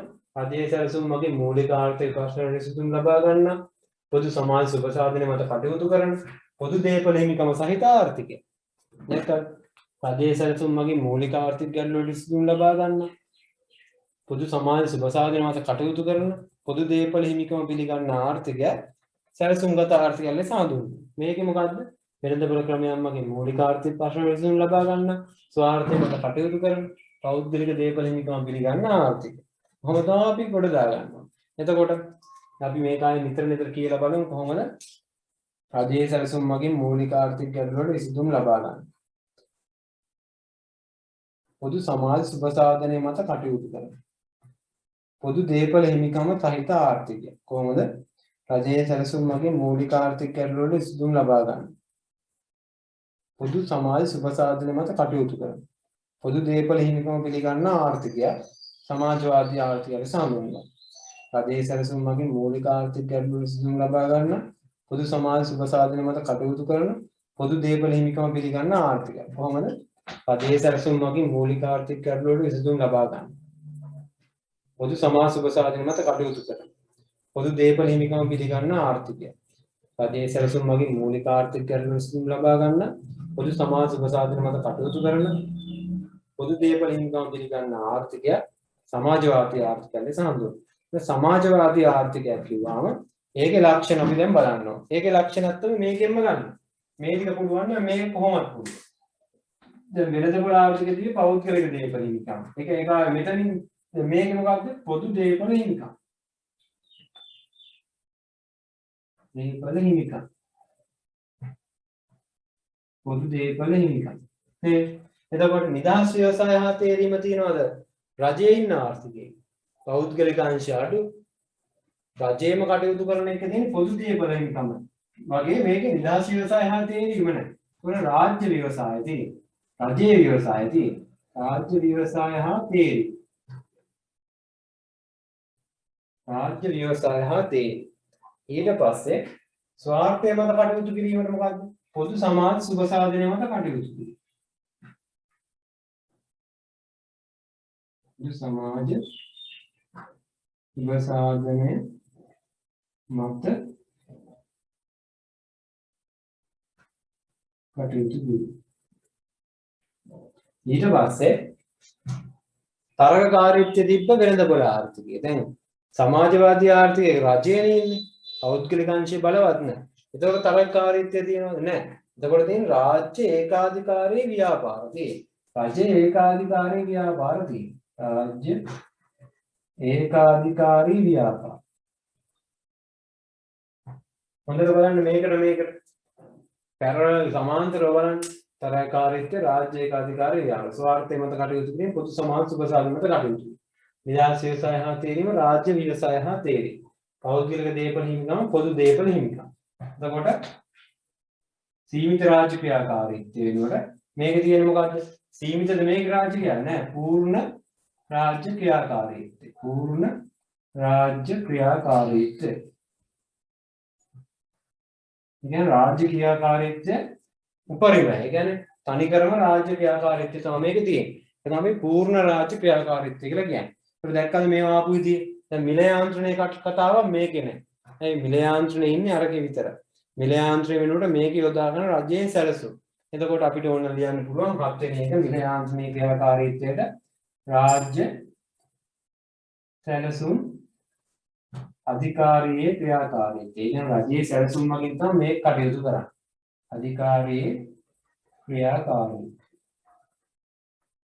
එතකොට පොදු දේපල හිමිකම්, රාජ්‍ය ව්‍යවසාය හා තේරීම, පොදු සමාජ සුබසාධනය මත කටයුතු කිරීම, රාජ්‍ය ඒකාධිකාරී ව්‍යාපාර, පූර්ණ රාජ්‍ය ක්‍රියාකාරීත්වය, රාජ්‍ය සැලසුම් මත ක්‍රියාත්මක වීම. ඔය ටික තමයි ලක්ෂණ ටික. එතකොට පාඩම් කරගත නිර්වචනේ සදේ සැලසුම් වගේ මූලික ආර්ථික ගැටලු වල විසඳුම් ලබා ගන්න පොදු සමාජ සුබසාධනය මත කටයුතු කරන පොදු දේපල හිමිකම සහිත ආර්ථිකයක් තමා සමාජවාදී ආර්ථිකයක්. එතකොට ලක්ෂණ ටික මේකත් එක්ක අපි සමාන්තරව ගන්නවා. මේ නිර්වචනයෙන් ගන්නත් පුළුවන් කැමති විදිහකට. පොදු දේපල හිමිකම මෙතන නිදහස් ව්‍යවසාය හා තේරීම වෙනුවට මේකේ රාජ්‍ය ව්‍යවසාය හා තේරීම. මේ වගේ පොදු සමාජ සුබසාධනය මත කටයුතු කිරීම. තරගකාරීත්වය වෙනුවට රාජ්‍ය ඒකාධිකාරී ව්‍යාපාර. තරගයක් නෑ රජයමයි ඉන්නේ මෙතන තනිකර. ඊට පස්සේ වෙළඳ ප්‍රක්‍රමයන් මගින් මූලික ආර්ථික ගැටලු විසඳීමට මෙතන මුලම තියෙනවා රජයේ සැලසුම් මගින් මූලික ආර්ථික ගැටලු විසඳීම. නේද? රජයේ සැලසුම් මගින් මූලික ආර්ථික ගැටලු විසඳීම. අපිට ඒක දාන්න බැරි වෙලා. එතකොට අපි මේක දානකොට වෙළඳ ප්‍රක්‍රමයන් මගින් මූලික ආර්ථික ගැටලු විසඳීමට රජයේ සැලසුම් මගින්. ඒ කියන්නේ මේකේ පළවෙනි කොටස නේද? ඒක තමයි අපිට මග ඇරලා තියෙන්නේ. මෙන්න මේක වෙනුවට එන ටික. ඒක මම මෙතන ලියන්න. රජයේ සැලසුම් මගින් මූලික ආර්ථික ප්‍රශ්න විසඳීම. රජයේ සැලසුම් මගින් මූලික ආර්ථික ප්‍රශ්න විසඳීම. ඔය දේවල් ටික තමයි ලක්ෂණ ටික. ඔය ටික පාඩම් කරගන්න ඕන සැලසුම්ගත ආර්ථිකයේ ලක්ෂණ වල.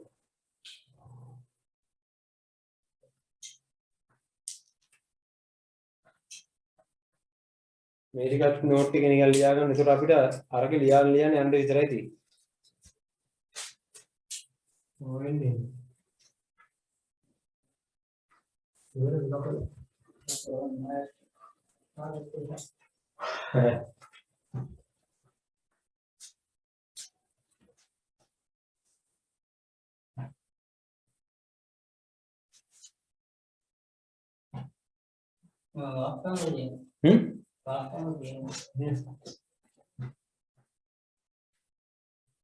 අපි දින විදිහට එක බදුවම ඔය අද ටික අතුන. මේ මුල පාඩම නැහැ. ඈ? මුල පාඩම නැහැ. ඔව් මුලේ. බලාවද? ඔව්.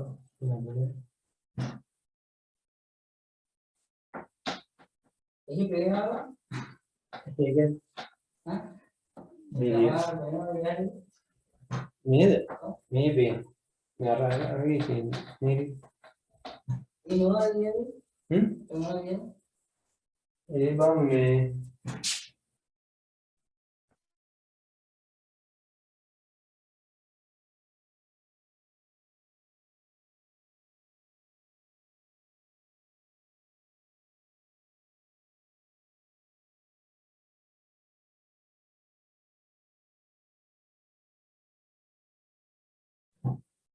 හරි ලිව්වද?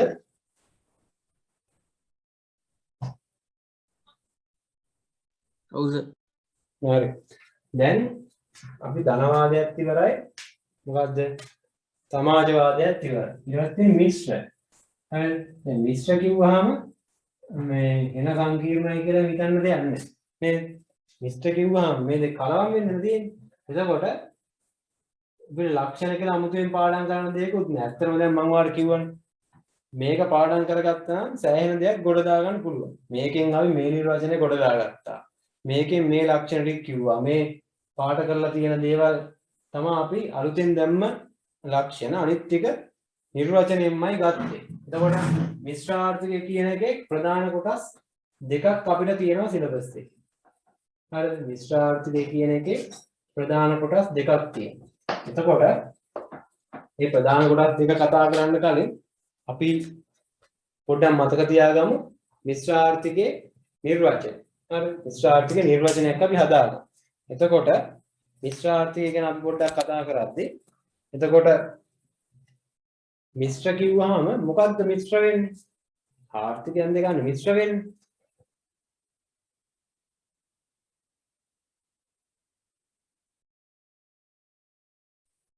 එතකොට මිශ්‍ර ආර්ථිකය කිව්වහම මිශ්‍ර ආර්ථිකය කියන එකෙන් අදහස් වෙන්නේ ආර්ථිකයන් දෙකක් කලවම් වෙලා නේ සම්මිශ්‍රණය වෙලා කියන අදහස. එතකොට මේ මිශ්‍ර ආර්ථිකයට මොකද්ද සම්මිශ්‍රණය වෙන්න තියෙන්නේ? වෙන මොකවත් නෙවෙයි මේ දෙකනේ සම්මිශ්‍රණය වෙන්න ඕන. එහෙනම් මේ දෙකේ ලක්ෂණ එකතු වෙච්ච ආර්ථිකයක් තමයි මිශ්‍ර ආර්ථිකයක් කියලා කියන්නේ. ඒ කියන්නේ සමාජවාදී ආර්ථිකය සහ ධනවාදී ආර්ථිකය. සමාන වචන ඕන තරම් තියෙනවා. හරිද? සැලසුම්ගත ආර්ථිකේ වෙළඳපොළ ආර්ථිකය. ඒ මම දැන් කලින් කිව්වේ තමයිනේ. සමාජවාදී ධනවාදී කියන එකම තමයි සැලසුම්ගත වෙළඳපොළ. ආර්ථිකයේ ලක්ෂණ සම්මිශ්‍රණ වෙච්ච ආර්ථිකය. තමයි මිශ්‍ර ආර්ථිකය. ඒතර මිශ්‍ර ආර්ථිකයේ නිර්වචනයක් ගොඩනගාගත්තොත් මම ඒක නිර්වචනයක් විදිහට මිශ්‍ර ආර්ථිකයේ මෙතන ලියන්නම්කෝ. දැන් අපි ආපු විදිහට මෙතන ලියන්නම්. එතකොට මිශ්‍ර ආර්ථිකය ගත්තොත් මේක මොකද වෙළඳපොළ ක්‍රමයක් මගින් තමයි මූලික ආර්ථික ප්‍රශ්න විසඳන්නේ. මේක රජයේ සැලසුම් මගින්. අපි එහෙම පටන් ගමු. වෙළඳපොළ ක්‍රමයක් මගින් හා වෙළඳපොළ ක්‍රමයක් මගින් හා රජයේ සැලසුම් මගින්. වෙළඳපොළ ක්‍රමයක් මගින් හා රජයේ සැලසුම් මගින් මූලික ආර්ථික ප්‍රශ්න. මූලික ආර්ථික ප්‍රශ්න වලට විසඳුම් ලබා ගන්න.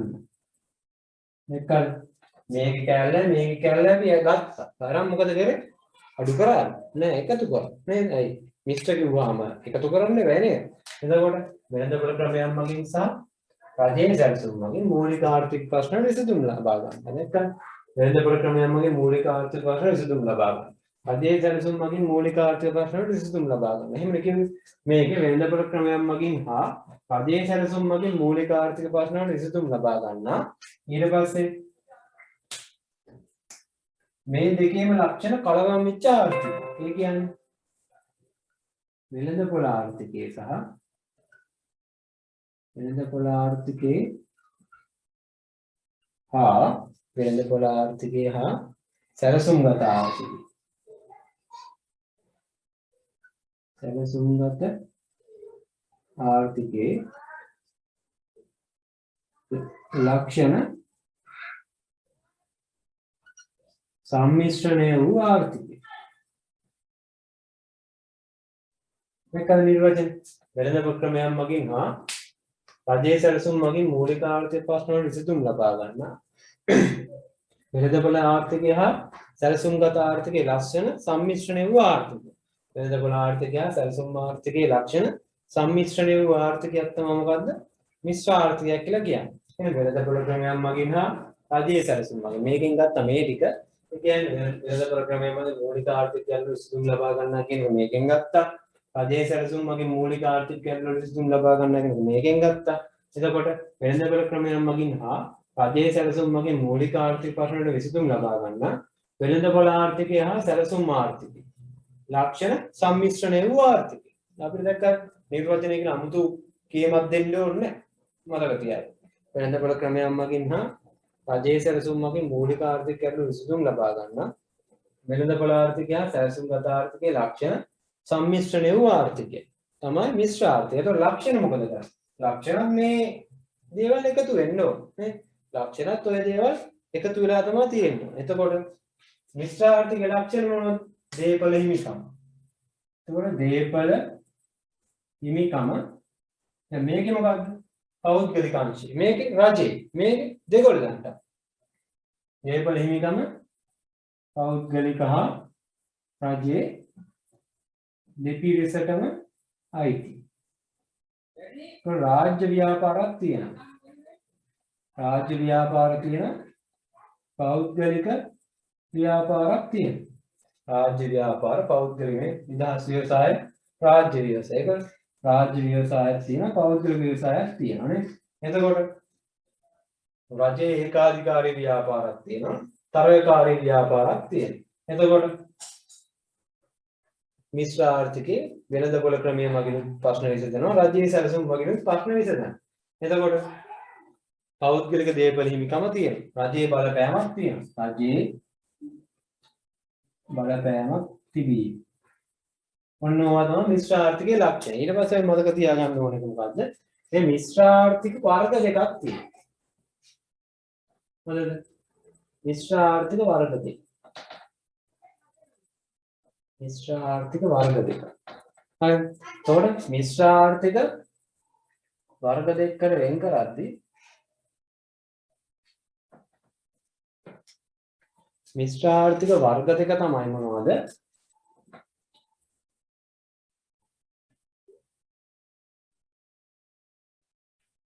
මිශ්‍ර ආර්ථික වර්ග දෙක තමයි පළවෙනි එක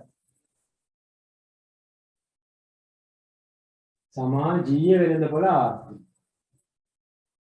මේ මිශ්‍ර ආර්ථික ಜಾති දෙකක් තියෙනවා. මිශ්‍ර ආර්ථික වර්ග දෙකක්. සමාජීය වෙළඳපොළ. වෙළඳපොළ ආර්ථික අනිත් එක සමාජවාදී වෙළඳපොළ ආර්ථික.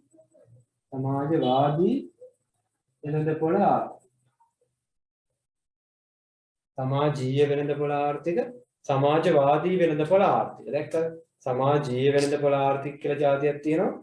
සමාජවාදී වෙළඳපොළ ආර්ථික කියලා જાතියක් තියෙනවා. ඒතර මේ කලවම් වෙන විදිහවත්. දැන් ඔයාලට තේරෙන්නම කිව්වොත් මෙන්න මෙහෙම අදහසක් තියෙනවා. සමාජීය වෙළඳපොළ ආර්ථික වල මේ සමාජීය වෙළඳපොළ. මේකේ වෙළඳපොළ ලක්ෂණ වැඩි. හරිද? අපි හිතමු මේක තමයි වෙළඳපොළ ලක්ෂණ. මේ වෙළඳපොළ ලක්ෂණ. මේ සමාජවාදී ලක්ෂණ. සමාජවාදී ලක්ෂණ. දැන් වැඩිපුර තියෙන්නේ මොකේ ලක්ෂණද? වෙළඳපොළ ආර්ථික ලක්ෂණ. ඒ කියන්නේ මේ පැත්තට බරයි. නේද?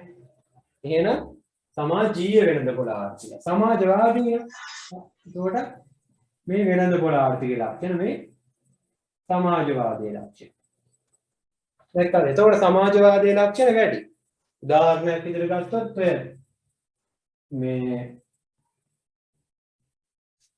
යුරෝපයේ ජර්මනිය, ප්‍රංශය, පෝලන්තය නැත්තම් මේ නෝර්වේ වගේ රටවල් මේ සමාජීය වෙළඳපොළ ආර්ථිකයන් කියලා කියයි.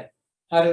ඒ කියන්නේ ඒව නිකන් මේ සමාජවාදී ලක්ෂණයට වඩා ධනවාදී ලක්ෂණ. මේකේ තියෙන ප්‍රධාන ලක්ෂණයක් තමයි අර සමාජ සාධාරණත්වය. සමාජ සාධාරණත්වයට බර වුණ වෙළඳපොළ ආර්ථිකය. සමාජ සාධාරණත්වයට බර වුණු වෙළඳපොළ ආර්ථිකය. හරිද? රටවල් වල උදාහරණ තමයි නෝර්වේ, ෆින්ලන්තය, ජර්මනිය වගේ. හරි. නෝර්වේ, ෆින්ලන්තය, ජර්මනිය වගේ. හරි. එතකොට බලන්න මතක තියාගන්න ලේසි අමාරු නෑ. අර සමාජවාදී වෙළඳපොළ ආර්ථිකය වල මම කියේ මොකද්ද? සමාජවාදී ලක්ෂණ තමයි වැඩි. දැන් මේක වාට පේනවනේ නේද? දැන් මේකේ සමාජීය වෙළඳපොළ ආර්ථිකයේ මේ වෙළඳපොළ ආර්ථිකයේ ලක්ෂණ තමයි ගොඩක් තියෙන්නේ. මේ කොටුව ලොකුයි. සමාජවාදයේ රවුම පොඩි. වෙළඳපොළ ආර්ථිකයේ මේකේ කොටුව යුටි සමාජවාදී ලක්ෂණ වැඩි. ඒතර සමාජවාදී වෙළඳපොළ ආර්ථිකයේදී දැන් මේකේ සමාජීය සමාජ සාධාරණත්වයට බර වෙච්ච වෙළඳපොළ ආර්ථිකය. නෝර්වේ, ෆින්ලන්තේ, ජර්මනිය වගේ තමයි උදාහරණ. සමාජවාදී වෙළඳපොළ ආර්ථිකයේ උදාහරණ තමයි එය වෙනස්ම රටවල් ටික. අර හංගේරියාව, බල්ගේරියාව ඔන්න ඔය වගේ. හංගේරියාව, බල්ගේරියාව වගේ රටවල් තමයි බලන්න නිකන් ඒ නම් පවා නිකන් සමාජවාදයට බරයි වගේ නේ. හංගේරියාව, බල්ගේරියාව ඒ වගේ රටවල් තමයි සමාජවාදී වෙළඳපොළ ආර්ථික. සමාජවාදී වෙළඳපොළ ආර්ථික වල සමාජවාදයේ ලක්ෂණ වැඩි. ඒ කියන්නේ මෙන්න මේ ලක්ෂණ වැඩි. ධනවාදයේ ලක්ෂණ අඩු. හරිද? එතකොට සම්පත් හිමිකම එහෙම රජයේ සතුයි. නමුත් වෙළඳපොළ ආර්ථිකයේ වගේ පොඩ්ඩක් අර ව්‍යාපාර කටයුතු කරන්න වෙළඳපොළ කට්ටියට يعني පෞද්ගලික අංශයට මේ අවස්ථාව ලබා දෙනවා. ඒ කියන්නේ සම්පත් හිමිකම තියෙන්නේ රජයේ සතු. නමුත් මේ ව්‍යාපාර කටයුතු කරන්න පෞද්ගලික අංශයට ලබා දෙනවා. එතකොට මේකේ සම්පත් හිමිකම පෞද්ගලික අංශයේ තියෙන්නේ ව්‍යාපාර කටයුතු පෞද්ගලික අංශය විසින් කරනවා. සමාජ අසාධාරණකම් වෙද්දී සමාජයේ සාධාරණත්වය නැති වෙන අවස්ථාවලදී රජයේ මැදිහත් වෙනවා.